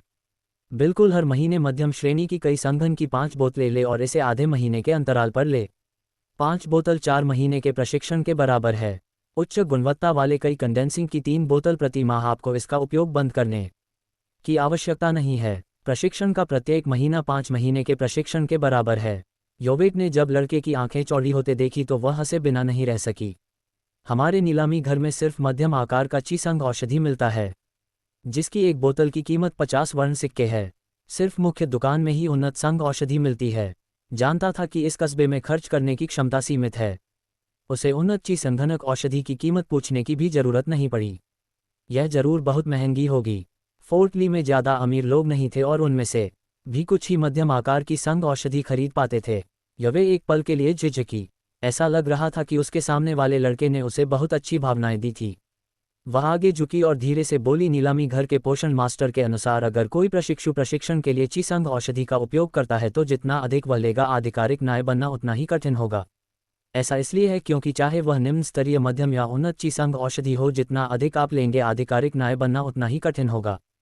की दयालुता को महसूस कर सकता था। वे पहली बार मिले थे और वह उसे इतनी महत्वपूर्ण जानकारी दे सकती थी। वह कृतज्ञता महसूस किए बिना नहीं रह सका। उसने सम्मान भरे स्वर में कहा, सुंदर सुश्री, यह याद दिलाने के लिए धन्यवाद। यह मेरे लिए बहुत महत्वपूर्ण है। क्या कोई ऐसी औषधि है जिस तरह का खतरा ना हो? जाहिर है, ये गुरु का क्यों संघ औषधि है जिसे एक गुरु औषधि गुरु प्रेरणा की एक झलक में बना सकता है। इस औषधि के उत्पादन की कोई गारंटी नहीं है। ऐसा कहा जाता है कि एक गुरु औषधि गुरु हर साल इस औषधि की लगभग 10 बोतल बना सकता है और यह औषधियारी दुनिया में दिखाई नहीं देंगे। इन्हें उनके दोस्तों और परिवार को दिया जाएगा। ये बड़े रसों और राजानों द्वारा खरीदा जाएगा। हमारे एडम्स बुटीक शॉप के अपने मास्टर पोषण हर साल नीलामी के लिए 5 बोतल निकालते हैं और प्रत्येक बोतल की कीमत 1000 सोने के सिक्कों से अधिक होती है। गुरु की कई कंडेंसिंग पोषण की सिर्फ एक बोतल किसी नौसिख शूरवीर का 1 साल का अभ्यास बचा सकती है। योवेट ने जवाब देते हुए ईर्ष्या और गर्व से भरी आवाज में कहा, अगर क्यूब ना होता तो एक कंडेंसिंग पोषण ना खरीदता, भले ही उसकी अभ्यास गति धीमी होती। अपने पिछले अभ्यास के आधार पर आई के रूप में एबेल की योग्यता बुरी नहीं थी। अपने पिता और भाई की तुलना में उसे निश्चित रूप से एक प्रतिभाशाली व्यक्ति माना जा सकता था। वह सिर्फ 12 साल का था। हालांकि उसका शरीर किसी किशोर जैसा दिखता था, फिर भी वह बहुत छोटा था। अभ्यास के लिए पर्याप्त समय होने के कारण उसका आधिकारिक नायक बनना बस समय की बात थी। लेकिन अब जब एविल ने युद्ध से गुरु के कंडेंसिंग पोषण के बारे में सुना तो वह लचा गया। हर बोतल बिना किसी दुष्प्रभाव के 1 साल का अभ्यास बचा सकती थी। ये बिल्कुल सही था। क्या ये सिर्फ कुछ सोने के सिक्के नहीं है? ये सोने के सिक्के आसानी से मिल जाते हैं तो मैं भी कोशिश करके देखता हूँ। मन बनाकर एबेल ने सिर उठाया और कहा, मुझे शुरुआती कई कंडेंसिंग पोषण की 4 बोतलें दे दो। क्या मैं बाकी पैसों से एक ब्रेसलेट खरीद सकता हूँ? यहाँ तक पहुँचने के रास्ते में आने वाले खतरों का अनुभव करने के बाद हाबिल को इस दुनिया के खतरों का अंदाजा हो चुका था। मुख्य सड़क पर चलते हुए ही उस पर भयंकर जानवरों का हमला हो सकता था। हालांकि वह अपनी शांति से छाया तेंदुए को मार गिराने में कामयाब रहा, लेकिन इसमें थोड़ी किस्मत भी शामिल थी। हालांकि वह हर बार किस्मत पर निर्भर नहीं रह सकता था। उपकरण भी बहुत जरूरी थे।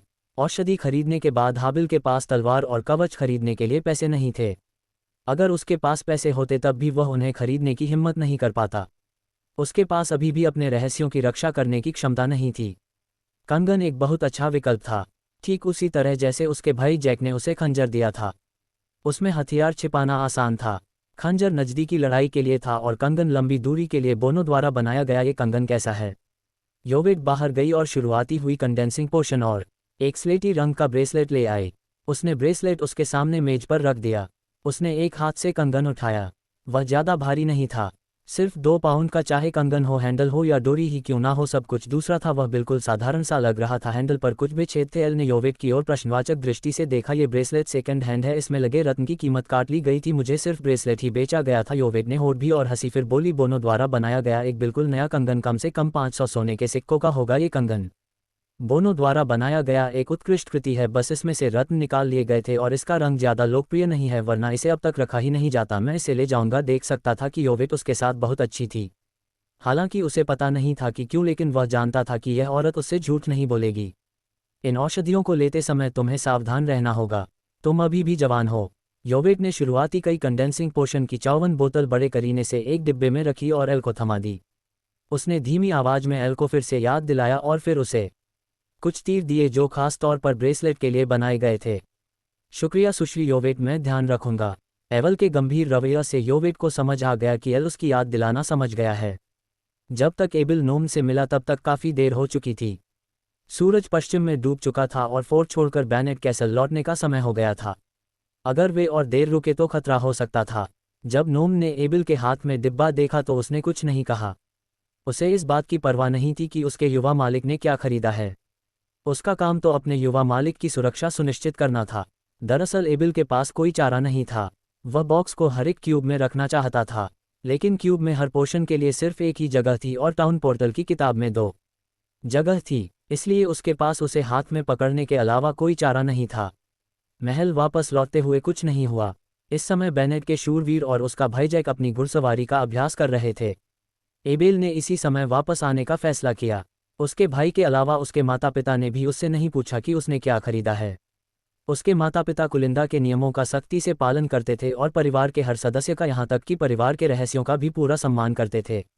इस जीवन में एबिल को एक अलग तरह का परिवार महसूस हुआ। ये परिवार धरती पर रहने वाले माता पिता से अलग था। धरती पर रहने वाले माता पिता अपने बच्चों से जीवन के लगभग हर पहलू में प्यार करते थे। उनकी पढ़ाई, उनकी दोस्ती, उनके प्यार और उनकी शादी में। उनका मानना था कि अगर उनके बच्चे उनसे कोई राज छिपाते हैं तो इसका मतलब है कि उन्हें अपने माता पिता पर भरोसा नहीं है। इस जीवन में एबेल के माता पिता लगभग हर महत्वपूर्ण निर्णय में उसकी बात सुनते थे। भले ही इससे एबेल का जीवन बहुत बदल सकता था। उदाहरण के लिए, जब एबेल ने नाइट बनने का फैसला किया तो बेंट के नाइट को स्पष्ट रूप से पता था कि परिवार के दूसरे बेटे के लिए नाइट का रास्ता कठिन था। फिर भी वह एबेल के फैसले से सहमत थे। यह एक अलग तरह का प्यार था। एल को दोनों तरह के प्यार का भरपूर आनंद मिला। वह बहुत खुश था कि उसे 2 अलग अलग जीवन में 2 अलग अलग तरह का प्यार मिला, लेकिन दोनों ही समान रूप से भारी थे। अपने कमरे में लौटकर एबेल डिब्बा खोलने के लिए बेताब था।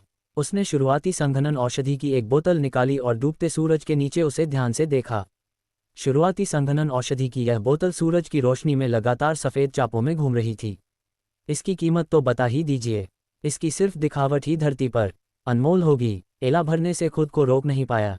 कल बुक ऑफ टाउन पोर्टल देखने के बाद से उसे 1 साल से घर की याद नहीं आई थी। अब समय समय पर उसे धरती पर अपने घर की याद आती। उसने अपना सिर हिलाया और खुद को उन चीज़ों के बारे में ना सोचने के लिए मजबूर किया। फिलहाल सबसे ज़रूरी चीज़ उसका प्रयोग था। अगर यह कामयाब रहा तो वह और भी तेज़ी से मजबूत बन सकता था। उसने शुरुआती संघनन औषधि की 3 बोतलें निकाली और उन्हें हरादिक क्यूब में डाल दिया।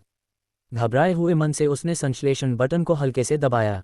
शुरुआती संघनन औषधि की 3 बोतलें सफ़ेद रोशनी की एक चमक में गायब हो गई और संघनन औषधि की एक बोतल में बदल गई।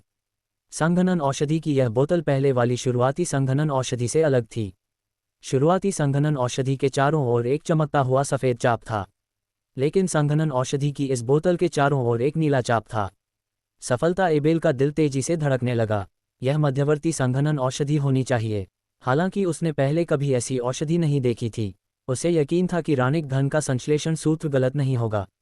20 स्वर्ण मुद्राएं अर्जित करने के बाद एबेल के मन में एक अजीब सा विचार आया। वह मुस्कुराए बिना नहीं रह सका। कीमत के हिसाब से शुरुआती संघनन औषधि की 3 बोतलें 10 स्वर्ण मुद्राओं के बराबर थी, यानी 3 बोतलें 30 स्वर्ण मुद्राओं के बराबर थी, और मध्यवर्ती संघनन औषधि की एक बोतल 50 स्वर्ण मुद्राओं के बराबर थी। क्या इसका मतलब यह नहीं था कि उसने 20 स्वर्ण मुद्राएं अर्जित की थी?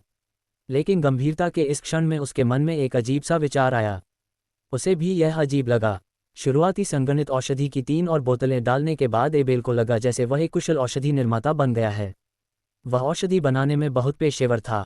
खैर, हालांकि एबेल का मनोत्साह से बेकाबू हो रहा था, फिर भी उसके हाथ नहीं रुके। वह शुरुआती संघनन औषधियों को हरा क्यूब में डालकर उन्हें संश्लेषित करता रहा। फिर उसने तैयार मध्यवर्ती संघनन औषधियों को मेज पर रख दिया। जल्द ही शुरुआती संघनन औषधियों की 54 बोतल 18 मध्यवर्ती संघनन औषधियों में संश्लेषित हो गई। शुरुआती ची संघनिक औषधियों से भरा डिब्बा मध्यम स्तर की ची संघ औषधियों की 18 बोतलों में बदल गया था। एमिल बहुत उत्साहित था। भले ही वह और उन्नत ची संघनिक औषधियां बनाने में सफल ना हो, लेकिन अब उसके पास इस दुनिया में जीवित रहने का एक रास्ता था।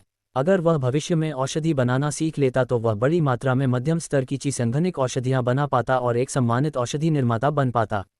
बेशक इस समय शूरवीर बनना उसकी पहली पसंद थी।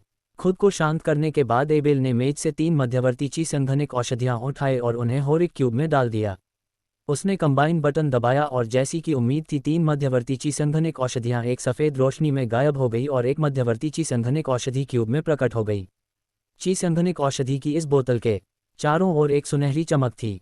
सुनहरी चमक की मंत्रमुग्ध कर देने वाली चमक में ची संघनिक औषधि अतुलनीय रूप से भव्य लग रही थी। यह एक उन्नत संघ औषधि थी। ऐसा कहा जाता था कि केवल कुशल औषधि निर्माता ही उन्नत औषधियां बना सकते थे। हालांकि उन्नत औषधि निर्माता इन्हें बना सकते थे, लेकिन उनकी सफलता दर कुशल औषधि निर्माताओं के समान ही थी। उन्नत औषधि निर्माता केवल प्रेरणा की एक झलक में ही उन्नत ची संघनिक औषधि बना सकते थे। हामिल को इस औषधि का मूल्य नहीं पता था, लेकिन वह जानता था कि डची में ज़्यादा कुशल औषधि निर्माता नहीं थे, और हामिल ये बात जानता था। इसके बाद 18 मध्यवर्ती संघनिक औषधियां 6 उन्नत संघ औषधियां बन गई। अब तक एबेल को यकीन हो गया था कि उसने इन औषधियों पर अपना सारा पैसा खर्च करके सही चुनाव किया था। उन्नत ची संघनिक औषधि की 3 और बोतल होरिक क्यूब में डाली गई। उसने कंबाइन बटन दबाया और पहले की तरह उन्नत ची संघनिक औषधि की 3 बोतलें गायब हो गई। उनकी जगह टिमटिमाती गहरे सुनहरे रंग की चमक वाली चीसनिक औषधि की एक बोतल दिखाई दी। यह मास्टर स्तर की चघनिक औषधि थी।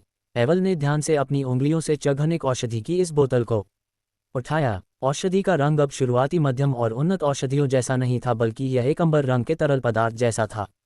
जब उसने इसे धीरे से हिलाया तो यह थोड़ा चिपचिपा लगा। हेरफेर के एक और दौर के बाद एबेल को आखिरकार 2 मास्टर स्तर के संघनन औषधियां मिल गई। इन शक्तिशाली औषधियों का कोई दुष्प्रभाव नहीं था। ये प्रशिक्षु शूरवीरों के प्रशिक्षण के लिए सर्वोत्तम औषधियां थीं। उसके सामने 2 गुरुओं के ची संघ औषधि का इस्तेमाल कैसे करें, ये समस्या थी। वह अपने होरारिक धन को उजागर नहीं कर सकता था। इस दुनिया में जीवित रहने के लिए यही सबसे जरूरी था। वह धीरे धीरे गुरु के ची संघ औषधि का इस्तेमाल करने का मौका ढूंढ सकता था। सुरक्षा पहले एवल जितना ज़्यादा इस दुनिया के बारे में जानता गया उतना ही ज़्यादा असुरक्षित महसूस करने लगा। धरती पर तो हर चीज़ विज्ञान से समझाई जा सकती है, लेकिन इस दुनिया में एक शूरवीर की ताकत को विज्ञान नहीं समझा सकता। हालांकि नोम के पैर की चोट गंभीर नहीं थी, लेकिन पृथ्वी पर उसे ठीक होने में 100 दिन लगते। लेकिन यहाँ चर्च के एक पादरी ने निम्न स्तरीय थियो से उसे आसानी से ठीक कर दिया। बेंफ कैसल में रात के खाने का समय हमेशा बहुत समय पर होता था। चून के परिवार में कुछ शूरवीर थे, इसलिए रात का खाना रात 8 बजे तक किया गया था। आज का खाना हमेशा की तरह ही था। बीफ, ओटमी और मसले हुए आलू। आर्थिक कारणों से गोमांस में मसाले नहीं थे। केवल धनी कुलीन वर्ग ही महंगे मसाले खरीद सकता था। यह मसाले दोहरे चंद्रमा वन के कल्पित बने क्षेत्र से भेजे जाते थे। कल्पित बौने और मानव व्यापारियों द्वारा कीमत बढ़ाए जाने के बाद कीमत इतनी अधिक हो गई कि हम लोग अबाक रह जाते। शांत और गर्मजोशी भरे खाने के बाद एबेल अपने कमरे में वापस जाने वाला था। वह दिन में फोर्टली गया था, एक युद्ध में भागा था और 2 घंटे भागता रहा था। अब वह अपने कमरे में वापस जाकर नहाना चाहता था। किला अच्छा था, लेकिन नहाना धोना सुविधाजनक नहीं था। एबेल अभी अभी यहाँ आया था और उसे यहाँ की साफ सफाई की आदत नहीं थी। उसे पानी की निकासी की व्यवस्था खुद ही बनानी पड़ी। बेनेट कैसल एक भूमिगत झरने पर बना था। दुनिया के ज़्यादातर किलों की तरह अगर कोई स्वतंत्र झरना ना होता तो यह महल एक फ्री जगह होता। अगर ये दुश्मनों से घिरा होता तो यह महल का अंत होता। इसलिए झरने के पानी की मात्रा के हिसाब से महल का निर्माण किया गया था। ऐसा कहा जाता था कि ग्रैंड ड्यूक के महल में भूमिगत झरने का पानी हजारों लोगों के लिए पानी की आपूर्ति कर सकता था। बेनेट कैसल में भूमिगत जल स्रोत कम नहीं था, ये कुछ 100 लोगों के लिए पर्याप्त था।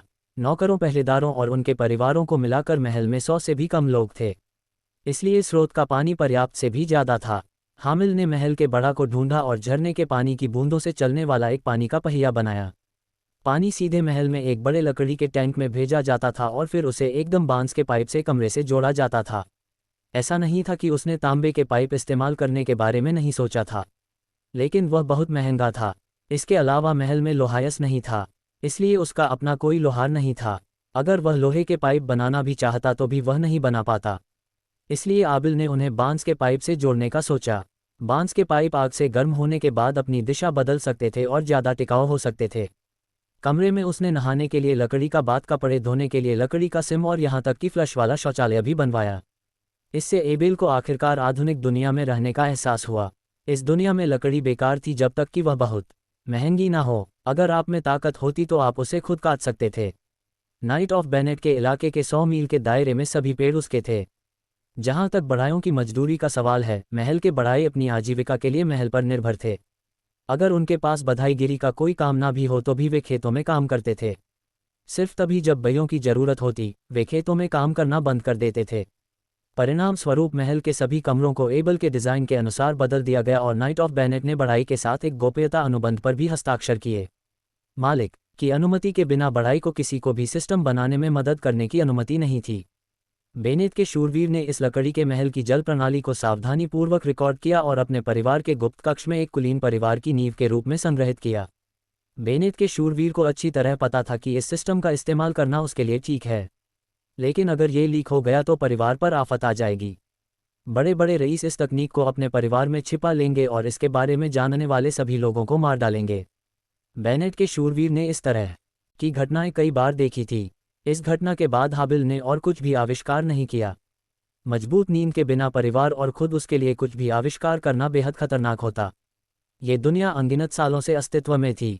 इतिहास पर नज़र डालने से ही पता चलता है कि यह हजारों सालों से अस्तित्व में थी। ये हमेशा से अस्तित्व में थी और कभी नहीं बदली। कोई नहीं जानता था कि किस तरह की शक्ति ने इस दुनिया को स्थिर रखा है। पृथ्वी की तरह इस तरह का समाज कुछ 100 सालों में एक नई व्यवस्था को जन्म दे सकता था, लेकिन ये दुनिया हजारों सालों से उन्हीं नियमों के अनुसार चलती रही थी। एबेल जैक के साथ रहो। उसके पिता बेनेट के शूरवीर ने एबेल को, जो अपने कमरे में वापस जाने ही वाला था, आवाज़ दी, तुम पहले से ही लेवल 1 के शूरवीर हो, तुम यही रुक सकते हो और मुझसे सीख सकते हो। महल के प्रशिक्षण कक्ष में बेनेट के शूरवीर ने पहले से ही लकड़ी का पुतला तैयार कर रखा था। उसने दीवार के पास रखे हथियार रेक से एक लकड़ी की तलवार निकाली। फिर एबेल के चेहरे को घूरते हुए कहा, मैंने तुम्हारे प्रदर्शन के बारे में सुना है। हालांकि तुम्हें नोम की मदद मिली थी, फिर भी तुम जैसे स्तर 1 के नौस्खे शूरवीर ने एक छाया तेंदुए को एक नौस्खे शूरवीर की ताकत से मार डाला। मुझे बहुत आश्चर्य है कि तुम उसे मार पाए। मेरे विकास पद पर अनगिनत प्रतिभाशाली लोग थे। वे मुझसे ज़्यादा प्रतिभाशाली थे, मुझसे ज़्यादा ताकतवर थे और मुझसे ज़्यादा तेज थे, लेकिन उनमें से ज़्यादातर मेरी उम्र तक नहीं जी पाए। जानते हो क्यों? बैनर के शूरवीर के चेहरे पर बहुत गंभीरता थी। वह सामान्य से कहीं ज़्यादा बोल रहे थे। एबेल ने अपने पिता को इस दुनिया में आने के बाद से कभी इतना बोलते नहीं सुना था। ऐसा इसलिए है क्योंकि शूरवीरों के पास सबसे मजबूत ढल और सबसे तेज तलवार होती है। शूरवीर जब घोड़े पर सवार होते हैं तो हमला कर सकते हैं। जब वे घोड़े से उतरते हैं तो एक मजबूत धनुष खींच सकते हैं। उनमें से कुछ प्रतिभाशाली लोग अपनी गति को सबसे तेज करने के लिए प्रशिक्षित करते हैं, कुछ अपनी ताकत को सबसे मजबूत बनाने के लिए प्रशिक्षित करते हैं। हालांकि क्योंकि मैं पूरी विरासत वाले शूरवीरों के परिवार से आता हूं, इसलिए मैं खुद को सबसे तेज नहीं बना सका। हालांकि मैं सबसे तेज नहीं हूं, मैं सबसे तेज नहीं हूं, मैं सबसे तेज नहीं हूं, मैं सबसे तेज हूं, मैं सबसे तेज हूं, मैं उनके सामने सबसे अधिक प्रतिरोधी हूं। बेनेट के शूरवीर ने उत्साह से चिल्लाकर कहा, क्योंकि हमारे पूर्वजों ने हमें सबसे पूर्ण शूरवीर विरासत दी थी और हमारे परिवार ने इसे पीढ़ी दर पीढ़ी मुझे दिया है। भविष्य में हम इसे आपको देंगे। सोने के सिक्कों और महंगे हथियारों और कवच की तुलना में विरासत सबसे कीमती धन है। बेनेट के शूरवीर ने लकड़ी की तलवार जैक की ओर फेंकी और चिल्लाया, जैक, अपने भाई को शूरवीर पर हमला करने का सही तरीका दिखाओ। जब जैक के हाथ में लकड़ी की तलवार आई तो उसकी आंखें बदल चुकी थी। एक खूंखार जानवर की तरह उसने अपने सामने खड़े लकड़हारे को घूरा, मानो उसने हजारों बार शूरवीरों की रक्षात्मक क्रिया का अभ्यास किया हो। उसने अपनी तलवार सामने क्षैतिज रूप से तान दी, फिर उसने हल्की सांस छोड़ी और पल भर में उसकी रक्षात्मक क्रिया शूरवीरों के आक्रमण में बदल गई। आक्रमण की प्रक्रिया में उसके हाथ में पकड़ी लकड़ी की तलवार आगे की ओर चुप गई और लकड़हारा हवा में उड़ गया। लकड़हारा हवा में रहने के कुछ ही समय में जैक की तलवार लकड़हारे के पैरों, कमर और गले पर लगातार 3 बार वार कर चुकी थी। पूरी प्रक्रिया एक ही सांस में हो गई, मानो बादल हिल रहे हो और पानी भर रहा हो। आप और भी तेज हो सकते हैं। उसके पिता की जरूरतें हमेशा सख्त होती थी। जैक, जो अक्सर मुस्कुराता रहता था, ने गंभीरता से सिर हिलाकर जाहिर किया कि वह उनकी बात समझ गया है। क्या तुमने इसे स्पष्ट रूप से देखा? यह एक विशिष्ट शूरवीर आक्रमण है। पहले दुश्मन की रक्षापंक्ति को तोड़ने के लिए एक आक्रमण का प्रयोग करें, फिर युद्ध समाप्त करने के लिए एक तेज तलवार का प्रयोग करें। शूरवीर की हर चाल हजारों वर्षों से परिष्कृत होती आई है। हमें बस उनकी चालों का पूरी तरह से पालन करना है। उन्हें बदलने की कोई जरूरत नहीं है। शूरवीर की इन चालों को अनगिनत शूरवीरों ने अपनी जान देकर संक्षेप में प्रस्तुत और परिष्कृत किया है। इस समय बेनेट के नाइट को कुछ सूझा। उसने मजाकिया लहजे में कहा, हमेशा ऐसे तथाकथित प्रतिभाशाली लोग होते हैं जो इन आंदोलनों को बदलना चाहते हैं। जिन प्रतिभाशाली लोगों से मैं मिला हूं उनमें से कोई भी अब जीवित नहीं है। आपको बस इन गतिविधियों को अपने शरीर की सहज प्रवृत्ति में बदलना है। अपने शरीर को इन्हें याद रखने दें और किसी भी समय आपको अपनी सोच से ज़्यादा तेज चलना होगा। एबेल अभी अभी दिन में छाया तेंदुए को मारने के अपने अहंकार से जागा था। एक असली शूरवीर या औपचारिक शिक्षा प्राप्त जैसे प्रशिक्षु योद्धा के सामने उसकी चतुराई बिल्कुल बेकार थी। अगले कुछ दिनों में एबेल ने दिन में एक शूरवीर की तरह चलने का अभ्यास किया। रात में वह अपनी मांसपेशियों की ताकत का अभ्यास करने के लिए लोहे का कवच पहनता था। सोने से पहले वह एक शूरवीर की तरह सांस लेने की तकनीक का अभ्यास करता था। शायद ऐसा इसलिए था क्योंकि एबेल पहले एक फिटनेस ट्रेनर हुआ करते थे, लेकिन वो नाइट के सभी तरह के मूव्स बहुत जल्दी सीख लेते थे। वो पहले से ही उन्हें सटीक और तेजी से कर पाते थे। अब उन्हें बस अभ्यास और अपनी ताकत की जरूरत थी। आधे साल के अंतहीन प्रशिक्षण के बाद एबेल ने परिवार के सभी विरासत में मिले हुनर जैसे धनुष बाण चलाना, घुड़सवारी, भाला चलाना, तलवारबाजी, ढाल, बड़ी ढाल वगैरह में महारत हासिल कर ली थी। उसका सबसे बड़ा भाई जैक देवताओं के अन्याय की शिकायत कर रहा था। उसे इन सभी हुनरों में महारत हासिल करने में कुछ साल लग गए और उसके पिता बेनेट के शूरवीर हमेशा अपने चेहरे पर एक चिंता भरी नज़र रखते थे, जिससे एबेल को लगता था कि कुछ होने वाला है। इस आधे साल में हाबिल ने गुरु की संग औषधि का इस्तेमाल नहीं किया। जब से उसने अपने पिता से शूरवीरों की विरासत का महत्व सीखा, उसने पहले परिवार की शूरवीरों की विरासत सीखने और फिर गुरु की संघनिक औषधि का इस्तेमाल करने का मौका ढूंढने का फैसला किया। उसने उम्मीद नहीं की थी कि सिर्फ आधे साल में बिना किसी औषधि का इस्तेमाल किए हाबिल दूसरे स्तर का नौसिखिया शूरवीर बन जाएगा। रात के खाने के दौरान जैसे ही एबेल बैठा उसे एहसास हुआ कि कुछ गड़बड़ है। उसकी मां नाला की आंखें थोड़ी लाल और सूजी हुई थी, लेकिन उसके पिता बेनेट के शूरवीर बहुत दृढ़ निश्चय दिख रहे थे। खाने से पहले बेनेट के शूरवीर उठे और एबेल से बोले, मेरे बेटे एबेल, तुम अब तक के सबसे होनहार बच्चे हो। देवताओं ने तुम्हें बुद्धि और वीरता दी है, लेकिन बेनेट परिवार तुम्हारा पालन पोषण करने में असमर्थ है। ये बेनेट परिवार का नुकसान है और देवताओं की निंदा भी। बेनेट के शूरवीर ने अपनी पत्नी की ओर देखा, फिर अपने दोनों बेटों की ओर। उसने धीमी आवाज में कहा, मैंने अपने अच्छे दोस्त शूरवीर मार्शल हैरी से बात कर ली है। अगले कुछ सालों में एबेल शूरवीर मार्शल से सीखेगा। अगर वह संतुष्ट हो गया तो वह अपना यूनिकॉर्न शिक तुम्हें दे देगा। एबेल मार्शल के नाई को जानता था। वह बेनेट के नाइट का सबसे अच्छा दोस्त, सबसे अच्छा साथी और सबसे अच्छा भाई था। उन दोनों ने ऑक्स के खिलाफ युद्ध में हिस्सा लिया था, साथ मिलकर अपनी जान जोखिम में डाली थी और साथ ही घर लौटे थे। बेनेट के नाइट के विपरीत मार्शल के नाइट की कोई संतान नहीं थी। उनकी पत्नी की एक दुर्घटना में मृत्यु हो गई थी और मार्शल के नाइट ने कभी दोबारा शादी नहीं की। वह हमेशा उसी महल में रहे जहां उनकी पत्नी को दफनाया गया था और मार्शल के नाई के राज्य का कभी कोई उत्तराधिकारी नहीं था। बेनेट के शूरवीर के लिए यह कष्टदायक निर्णय था, ना केवल इसलिए कि एल बेनेट अपना नाम बदलकर एबेल हैरी रखने वाला था, बल्कि इसलिए भी कि उसका बेटा सचमुच अपने परिवार को छोड़ने वाला था। वह एक दूसरे परिवार का प्रतिनिधित्व करने वाला था और वह अपने कपड़ों, अपने कवच और अपने झंडे पर दूसरे परिवार का प्रतीक चिन्ह पहनने वाला था। बेनेट के शूरवीर को अपने प्रतिभाशाली दूसरे बेटे एबेल की व्यवस्था को लेकर हमेशा से सिर दर्द बना रहता था। उन्होंने कई तरीके सोचे थे, जिनमें अपनी पत्नी नाला के व्यापारी पिता कैश से पूछना भी शामिल था, जिनसे उन्होंने लंबे समय से संपर्क नहीं किया था। हालांकि ये देखते हुए कि कैश के पास शूरवीर को प्रशिक्षित करने के लिए संसाधन नहीं थे और अकेले पैसा एक शूरवीर को प्रशिक्षित करने के लिए पर्याप्त नहीं था। इसके अलावा कैश रोहर के दची में बहुत दूर था, इसलिए उसने यह विचार छोड़ दिया। नाइट ऑफ बैनेट का पूरा नाम से बैनेट था। लोग उन्हें बैनेट इसलिए कहते थे क्योंकि वे बैनेट परिवार की एकमात्र शाखा थे जो इस मैदान पर रहते थे। 200 साल पहले नाइट ऑफ बैनेट के पूर्वज को उनके सैन्य कारनामों के कारण लॉर्ड की उपाधि मिली थी। उन्होंने जमीन का एक टुकड़ा भी हासिल किया था जो वर्तमान में नाइट ऑफ बैनेट का डोमेन है। उस समय इसे लॉर्ड ऑफ बैनेट डोमेन कहा जाता था। बैनेट परिवार की मुख्य शाखालची की राजधानी बेकन सिटी में रहती थी। अगर ए को वहां भेजा जाता तो हालांकि एल नाइट बन सकता था। वह बैनेट परिवार के किसी प्रत्यक्ष वंशज का रक्षक भी बन जाता। बैनेट परिवार का नाइट नहीं चाहता था कि उसका दूसरा बेटा किसी और के लिए अपनी आज़ादी या अपनी जान तक कुर्बान करे। दूसरी ओर नाइट ऑफ बैनेट अपनी उपाधि खोने के कारण उपहास का पात्र नहीं बनना चाहता था। उसने पहले ही तय कर लिया था कि वह बेकन सिटी स्थित नाइट ऑफ बैनेट की मुख्य शाखा में तभी जाएगा जब उसका domain lord of Bennett domain में अपग्रेड हो जाएगा। ये नाइट ऑफ बैनेट का गौरव था और वह किसी को भी अपने गौरव को कुचलने नहीं देगा। Knight marshal Harry knight of Bennett से अलग थे। हैरी परिवार बेकन सिटी का एक प्रसिद्ध बड़ा परिवार था। मार्शल हैरी नाई ने अपने परिवार की मदद से जमीन का एक टुकड़ा हासिल किया था। नाइट ऑफ बैनेट के साथ उनके रिश्ते के कारण यह जमीन का टुकड़ा नाइट ऑफ बैनेट डोमेन से 300 मील दूर स्थित था। ये वर्तमान हैरी नाइट डोमेन था। यहाँ तक कि महल भी एक नया महल था। हैरी के शूरवीर के परिवार की विरासत बहुत अच्छी थी। उन्होंने एक बार एक कुलीन शूरवीर को जन्म दिया था। हालांकि हैरी परिवार की विरासत बैनेट परिवार की विरासत से अलग थी, फिर भी बैनेट का शूरवीर दूसरे परिवार की विरासत की उत्कृष्टता को कभी नकारता नहीं था। मार्शल के शूरवीर हैरी ने हाबिल से कई बार कहा था कि वह अपने उत्तराधिकारी के रूप में एक पुत्र को गोद लेना चाहता है, लेकिन उसे पाना आसान नहीं था।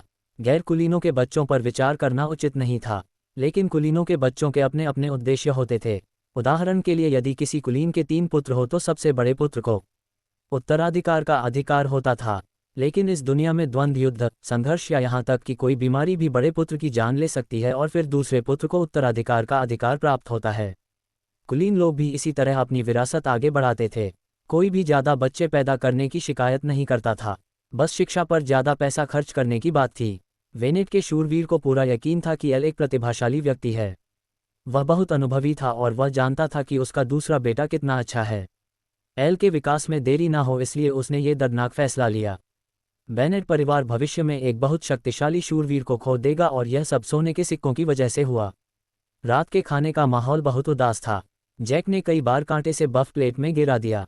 आमतौर पर बैनेट का शूरवीर अपने बड़े बेटे को उसके अशिष्ट व्यवहार के लिए डांटता था, लेकिन आज बैनेट का शूरवीर बस भाव शून्य होकर बैठा रहा और धीरे धीरे खाना खाता रहा।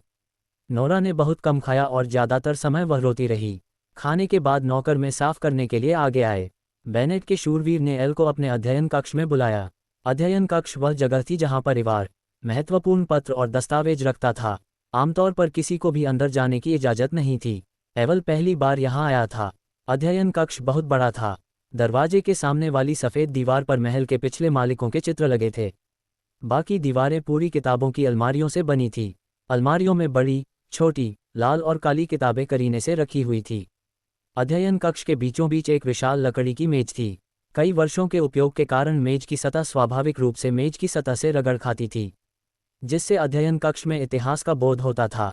ये शूरवीरों के क्षेत्र का केंद्र था। सभी आदेश यहीं से जारी किए जाते थे। बैनेट के शूरवीर ने मेज से एक बड़ा ओ का बक्सा निकाला। बक्सा हिरन की खाल से सजा हुआ था और उसके धनुष्यकार ढक्कन के ऊपर एक लाल तांबे का हैंडल था। ढक्कन के एक तरफ हिरन की खाल से बना ये बकल था। बकल खींचकर बैनेट के शूरवीर ने का बक्सा खोला। अंदर करीने से सजा हुआ एक उपकरण रखा था। उसने एक चमड़े का कवच निकाला। यह आधे शरीर के लिए चमड़े का कवच था। आगे और पीछे पिश किए हुए लोहे के छोटे चौकोर टुकड़े जड़े हुए थे। कंधों से कोहनियों तक मुड़े हुए सफ़ेद लोहे के कई टुकड़े थे। ये लोहे के तराजू से जड़ा हुआ कवच था जो लोहे के कवच और चमड़े के कवच के बीच था। ये लोहे के कवच से बहुत सस्ता था और समान रक्षात्मक शक्ति के साथ कवच से भी सस्ता था। चून के जड़े हुए लोहे के तराजू में साधारण सूती कवच और चमड़े के कवच की तुलना में अधिक रक्षात्मक शक्ति, इसलिए लोहे के तराजू से जड़ा ये कवच आर्थिक तंगी से जूझ रहे शूरवीरों के लिए भी एक विकल्प बन गया था। चमड़े के कवच का ये सेट एक ट्रॉफी थी जो मुझे ओ के साथ युद्ध में एक उग्र बेल को मारने से मिली थी। मैंने इसे सेना के मास्टर आर्मरा को बनाने के लिए दिया था। बोलते बोलते उसने ओक के बक्से से चमड़े के कवच का निचला हिस्सा निकाला। ये चमड़े की पतलून थी जिसके घुटनों पर सफ़ेद लोहे की टोपियां थीं। यह एक हल्की तलवार है। ये बछड़े के चमड़े के जूते हैं और ये दस्ताने हैं। मेरे पास तुम्हें देने के लिए कोई भी कीमती चीज़ नहीं है। मेरे बेटे एबेल ने बक्से में रखे उपकरणों के सेट को देखा। उसकी आंखें चमक उठी। उसने उपकरणों के इस सेट को पहचान लिया। यह उसके पिता का बैकअप सेट था। एक शूरवीर के पास सिर्फ एक ही उपकरण नहीं हो सकता। लोहे का कवच कभी कभी युद्ध में क्षतिग्रस्त हो जाता था। मरम्मत के लिए भेजे जाने के दौरान ये बैकअप सेट शूरवीर की सुरक्षा की गारंटी होता था। बिना किसी हिचकिचाहट या इनकार के हाबिल ने अपने पिता से ओ का बक्सा ले लिया। वह बहुत भारी था। ये सबसे अनमोल तोहफा था जो एक पिता अपने बच्चे को दे सकता था। सुबह के शुरुआती घंटों में उसकी मनोरा एबेल के कमरे से बाहर निकली। एबेल अपने कमरे में एक स्टूल पर चुपचाप बैठा। पिछले 2 सालों से महल में बिताए अपने जीवन के बारे में सोच रहा था। 2 जन्मों के बाद वह वास्तव में 40 साल से ज़्यादा का हो चुका था। वह बेनेत के शूरवीर की सोच को अच्छी तरह समझता था। अगर एबेल ने एक शूरवीर के रूप में अपनी असाधारण सीखने की क्षमता और असाधारण प्रतिभा का प्रदर्शन ना किया होता तो सब कुछ सामान्य हो जाता। वह घर छोड़ने से पहले 18 साल की उम्र तक इंतजार कर सकता था, बजाय इसके कि 12 साल के एबेल जैसी किसी अनजान जगह पर चला जाए। अपनी दाहिनी बाह पर रारिक की ऊपर पर उंगली थपथपाते हुए उसने संघनन औषधि की एक बोतल निकाली जो गहरे सुनहरे प्रकाश से चमक रही थी।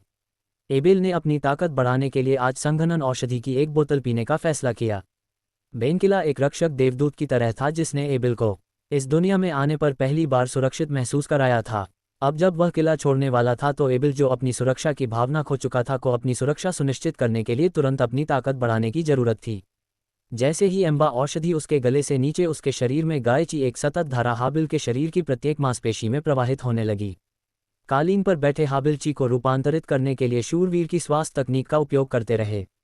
ये ची बहुत शांत थी, ठीक वैसी ही जैसी चीज़ जो उनके दैनिक अभ्यास के दौरान उत्पन्न होती थी। हालांकि यह चीज़ उनके पेट में भोजन का सेवन नहीं करती थी। इसके बजाय वे सीधे चीरडियन का निर्माण करती थी। इन ची के समर्थन में तीसरी ची मेरिडियन धीरे धीरे बन रही थी। इसके अलावा इसके निर्माण की गति बहुत स्थिर थी। यह उतना रोमांचकारी नहीं था जितना कि जब हाबिल ने एक सफलता हासिल की थी। हर बार जब वह एक सफलता हासिल करता तो चिमेडियन किसी भी समय गायब हो जाता। इसके बजाय ये बहुत ठोस था। एबेल हर रात नाइट की सांस लेने की तकनीक का इस्तेमाल करता था, लेकिन उसने आज की तरह इतने लंबे समय तक इसका इस्तेमाल पहले कभी नहीं किया था। आमतौर पर वह नाइट की सांस लेने की तकनीक का इस्तेमाल रात में सिर्फ 20 बार ही कर पाता था, लेकिन आज वह इसका लगातार इस्तेमाल कर रहा था। उसकी हर सांस के साथ कमरे के पर्दे उसकी सांसों की ले के साथ हिल रहे थे। पूरे आधे घंटे के बाद औषधि धीरे धीरे उसके शरीर में घुल गई। एबेल की मध्याह्न रेखा तीसरी मध्याह्न रेखा पर स्थिर हो गई थी। एक मध्याह्न रेखा बनाने के लिए जितनी ऊर्जा अभी तक बची थी वह एक और मध्याह्न रेखा बनाने के लिए पर्याप्त थी। इससे एबेल बहुत खुश हुआ। ये औषधि उस मास्टर स्तर के संघनन औषधि से कहीं ज़्यादा शक्तिशाली थी जिसके बारे में नीलमी घर बात कर रहा था। दरअसल नीलमी घर जिस मास्टर स्तर के संघनक औषधि की बात कर रहा था उनमें एक अंतर था। एक सच्चे संघनक औषधि में कोई अवशेष नहीं होता। हालांकि किसी गुरु का कौशल कितना भी ऊंचा क्यों ना हो, हमेशा कुछ ना कुछ ऐसा जरूर होता है जो इंसानों के बस की बात नहीं होती। हामिल की संघ औषधि का संश्लेषण पौराणिक राधिक धन द्वारा किया गया था। संश्लेषण प्रक्रिया के दौरान नियम की शक्ति, औषधि के अवशेष अनुपात और औषधि के प्रभाव को नियंत्रित किया जाता था। कानून की शक्ति क्या थी? यह एक ईश्वर की शक्ति थी। एक पौराणिक वस्तु के रूप में प्राणिक धन संश्लेषण प्रक्रिया को बदलने के लिए कानून की शक्ति का एक अंश इस्तेमाल कर सकता था। एक उत्तम संघनन औषधि निश्चित रूप से एक सामान्य संघनन औषधि से कहीं अधिक शक्तिशाली होती थी। प्राणिक धन के अलावा ऐसा देवता और कहाँ मिल सकता था जो एक प्रशिक्षु शूरवीर के लिए औषधि बनाने के लिए इतना तत्पर हो। इसलिए काबिल के पास जो संघनन औषधि थी उसे एक उत्तम संघनन औषधि या परम संघनन औषधि कहा जाना चाहिए। आधे घंटे में लेवल ऊपर जाने के बाद एबेल और भी ताकतवर बनने के प्रलोभन का विरोध नहीं कर सका। उसने हर एक क्यूब से कंडेंसिंग पोशन की आखिरी बोतल निकाली और उसे पी गया। समतलीकरण का एहसास फिर से लौट आया। शूरवीर की श्वास तकनीक ने संघनित औषधि की ऊर्जा को उसके मध्याह्न रेखा के एक हिस्से में संघनित होने दिया। धीरे धीरे चौथी मध्याह्न रेखा बन गई। एबेल की चौथी मध्याह्न रेखा के स्थिर हो जाने के बाद संघनन औषधि का प्रभाव भी समाप्त हो गया। जब एल खड़ा हुआ तो उसने पाया कि उसका पूरा शरीर काले धब्बों से ढका हुआ था। उसके सफ़ेद अंडरवियर को गहरे भूरे रंग से रंगा गया था और उसकी नाक उन धब्बों की बदबू से भरी हुई थी। कहने की जरूरत नहीं कि उसका शरीर जो पिछले कुछ सालों से धीरे धीरे ऊपर उठ रहा था, कुछ ही समय में जबरदस्ती ऊपर उठ गया था। पिछले कुछ सालों में उसके शरीर से जो औषधियां धीरे धीरे बाहर निकल रही थी, वे भी ऊपर उठने के साथ ही बाहर निकल गई। जल्दी से बाथरूम में भागकर एबेल ने अपने सारे कपड़े उतार फेंके और टिड्डे से अपने शरीर के सारे दाग धो डाले। 3 बाल्टी पानी बदलने के बाद उसने आखिरकार खुद को साफ किया। फिर उसने खिड़की खोल दी ताकि सुबह की ताज़ी हवा कमरे में खुशबू फैला सके। पिछले 6 महीनों में एबेल 10 सेंटीमीटर बढ़ गया था। अब उसकी लंबाई 1.6 मीटर हो गई थी। नाइट के लंबे प्रशिक्षण के बाद उसके शरीर की हर मांसपेशी सुगठित हो गई थी। एबेल खुद एक फिटनेस ट्रेनर थे, इसलिए उन्हें पता था कि प्रशिक्षण के जरिए एक बेहतरीन शरीर कैसे बनाया जाता है। हामिल इस दुनिया की युद्ध कलाओं से बहुत प्रभावित था। चाहे योद्धा हो या शूरवीर, जब तक उनके हाथ में हथियार होता वे अकल्पनीय रूप से शक्तिशाली हो सकते थे। हालांकि इस दुनिया में नंगे हाथों से युद्ध का महत्व बहुत कम था। ज़्यादातर योद्धा और शूरवीर नंगे हाथों से बर्बर होते थे और तुम मुझे मुक्का मारूं, मैं तुम्हें मुक्का मारूं, मैं तुम्हें मुक्का मारूं, मैं तुम्हें मुक्का मारूं। एक फिटनेस ट्रेनर के रूप में एबीएल बॉक्सिंग, मथाई और ताइची में पारंगत थे। हालांकि जब वे पृथ्वी पर थे तब उन्हें कोई विशेषज्ञ नहीं माना जाता था, लेकिन उनके समृद्ध सैद्धांतिक ज्ञान ने उन्हें इस दुनिया में नित्य युद्ध का उस्ताद बना दिया। अपने बड़े भाई के साथ आमने सामने की लड़ाई में एबेल अपने बड़े भाई को आसानी से हरा सकता था, जो उससे कहीं ज़्यादा लंबा और ताकतवर था। आमने सामने की लड़ाई में ताकत ही सब कुछ तय नहीं करती। पृथ्वी पर वैज्ञानिक और व्यवस्थित आमने सामने की लड़ाई के कौशल के सामने इस दुनिया में एबेल जिन आमने सामने की लड़ाई के कौशल से परिचित था, वे बेहद अनाली थे। यह इस दुनिया के पर्यावरण से जुड़ा था। इंसानों का सबसे बड़ा दुश्मन ओस थे। ओस के मजबूत शरीर और बिजली जैसी तेज रफ्तार के सामने ओस से बिना हथियार के लड़ना आत्मघाती था। रईसों का नंगे हाथों से लड़ना भी बहुत अष्टा थी। रईसों के बीच के झगड़े तलवारों से सुलझाए जाते थे। हामिल ने अपनी मुठ्ठियां लहराए और कुछ आक्रामक चालें चली। उसने अपनी ताकत और गति में वृद्धि महसूस की। क्योंकि उसकी ताकत और गति बहुत तेजी से बढ़ी थी, इसलिए वह अचानक बढ़ी हुई ताकत को नियंत्रित नहीं कर सका। जब वह पानी पीने वाला था तो उसने लकड़ी के प्याले को टुकड़े टुकड़े कर दिया। बेकाबू ताकत में तेजी से हुई वृद्धि की कमियों को दर्शाती थी, लेकिन ये स्वीकार्य थी। हामिले साल सिर्फ 12 साल का था। 1 महीने से भी कम समय में नया साल आ जाएगा। नए साल के बाद वह सिर्फ 13 साल का होगा। 13 साल की उम्र में वह उस ऊंचाई पर पहुंच गया था जिस पर उसका भाई 18 साल की उम्र में पहुंचा था। जब ये बेल ताइची सीख रहे थे तो उनके गुरु ने एक बार कहा था कि ताइची ताकत को नियंत्रित करने के लिए सबसे अच्छी मुट्ठी तकनीक है। ताइची संयमित निरंतर होती है और कठोरता पर विजय पाने के लिए कोमलता का प्रयोग करती है। ये तेज और धीमी के बीच बारी बारी से होती है और मुट्ठी की तकनीकों की इसकी शैली अभ्यासकर्ता की इच्छा, कई रूप और आत्मा को धीरे धीरे एक होने देती है। एवल अपने कमरे में खड़ा होकर धीरे धीरे अपनी सांसों को नियंत्रित कर रहा था। लगातार ऊपर चढ़ने के उत्साह से उसकी आत्मा भी धीरे धीरे शांत हो रही थी। पहला ताइची मूवमेंट, दूसरा ताइची मूवमेंट, तीसरा ताइची मूवमेंट और आखिरी ताइची मूवमेंट, 74वें ताइची मूवमेंट के अंत तक बोर हो चुकी थी।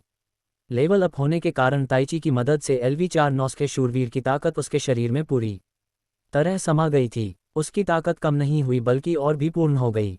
एबेल अपने कमरे में शीशे के सामने खड़ा हुआ और उसने पाया कि वह ताइची के जरिए अपनी ताकत को नियंत्रित कर सकता है। अगर वह ताइची पर नियंत्रण पूरी तरह छोड़ दे तो एक अनुभवी अभ्यासी भी बता सकता था कि एबेल LV-4 नस्खीय शूरवीर है। हालांकि अगर वह अपनी ताकत को नियंत्रित करने के लिए ताइची का इस्तेमाल करता है तो वह अपने प्रतिद्वंदी को अपना स्तर दिखा सकता है। बेशक ये स्तर उसके अपने स्तर से ज़्यादा नहीं हो सकता। दिसंबर की शुरुआत की सुबह थोड़ी ठंडी थी। आज बैनेट कैसल में काफ़ी चहल पहल थी। सुबह उठते ही नौकर गाड़ी साफ करने में लग गए। गाड़ी खींचने वाले दोनों घोड़ों को भी सोयाबीन खिलाया गया था और घोड़ों के शरीर पर आसमानी नीले रंग के आभूषण लटकाए गए थे। नौकर अपने हथियार ठीक करने, चमड़े के कवच और जूते ठीक करने में व्यस्त थे।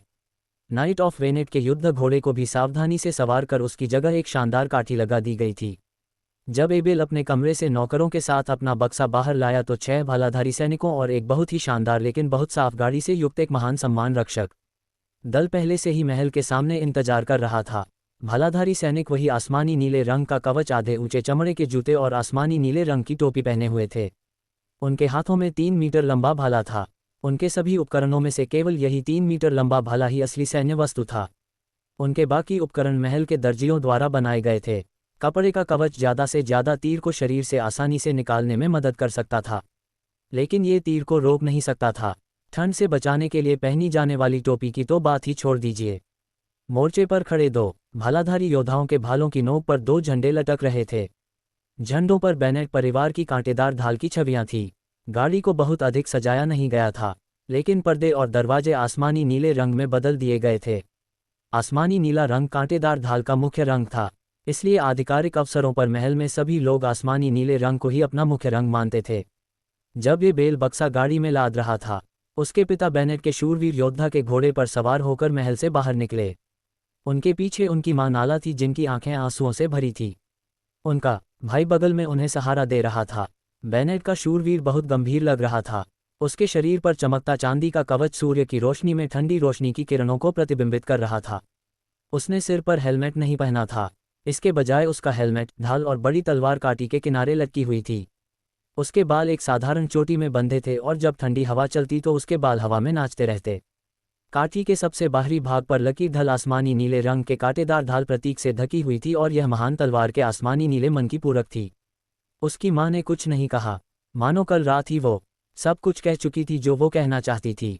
वो बस एबेल को ऐसे देख रही थी जैसे दुनिया के सबसे खूबसूरत खजाने को देख रही हो। बड़े भाई जैक को पता था कि एबेल एक दिन महल छोड़कर चला जाएगा। यह एक परंपरा थी और कोई भी इसके खिलाफ नहीं जाता था। इसीलिए वह हमेशा अपने इकलौते भाई की परवाह करता था और उससे प्यार करता था। लेकिन उसने यह उम्मीद नहीं की थी कि ये दिन इतनी जल्दी आ जाएगा। जैक एबेल के सामने आया और एबेल को गले लगा लिया। वह इतना मजबूत था कि एबेल, जो उसके बराबर का ही था, दबाव महसूस कर रहा था। जब समय मिले तो वापस आना, याद रखना, यह तुम्हारा घर है। जैक, जो आमतौर पर बहुत रहता था, इस बार ज्यादा कुछ नहीं बोला। हालांकि स्नेह भरे वाक्य ने एबेल के शांत हृदय को लगभग नियंत्रण से बाहर कर दिया। सर्दियों की सुबह की धूप लोगों को गर्मी का एहसास नहीं करा रही थी। हवा थोड़ी तेज थी और परिवार की कांटेदार ढाल का प्रतीक चिन्ह हवा में लहरा रहा था। हामिबिल गाड़ी में नहीं बैठा, बल्कि वह अपने लगभग 3 साल के घोड़े पर सवार होकर समूह के बीच में चला गया। उसके पिता ने उसे जो कवच लिया था वह बहुत बड़ा था। इस समय उसने ऊन से मढ़ा हुआ चमड़े का कवच पहना हुआ था। उसने अपनी पीठ पर एक हल्की तलवार रखी हुई थी। तलवार वास्तव में उसके लिए बहुत हल्की थी।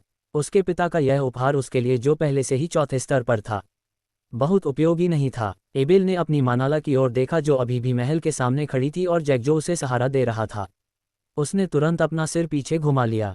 उसे डर था कि अगर उसने फिर से पीछे मुड़कर देखा तो उसके आंसू बेकाबू होकर बहने लगेंगे। जब वे चले गए तो वहां ज्यादा लोग नहीं थे, क्योंकि उन्हें कुछ सेवक और पहरेदार पीछे छोड़ने थे। इसलिए वे सिर्फ 6 भालाधारी, एक कोचवान, बेनेट के शूरवीर और हाबिल को साथ लाए थे।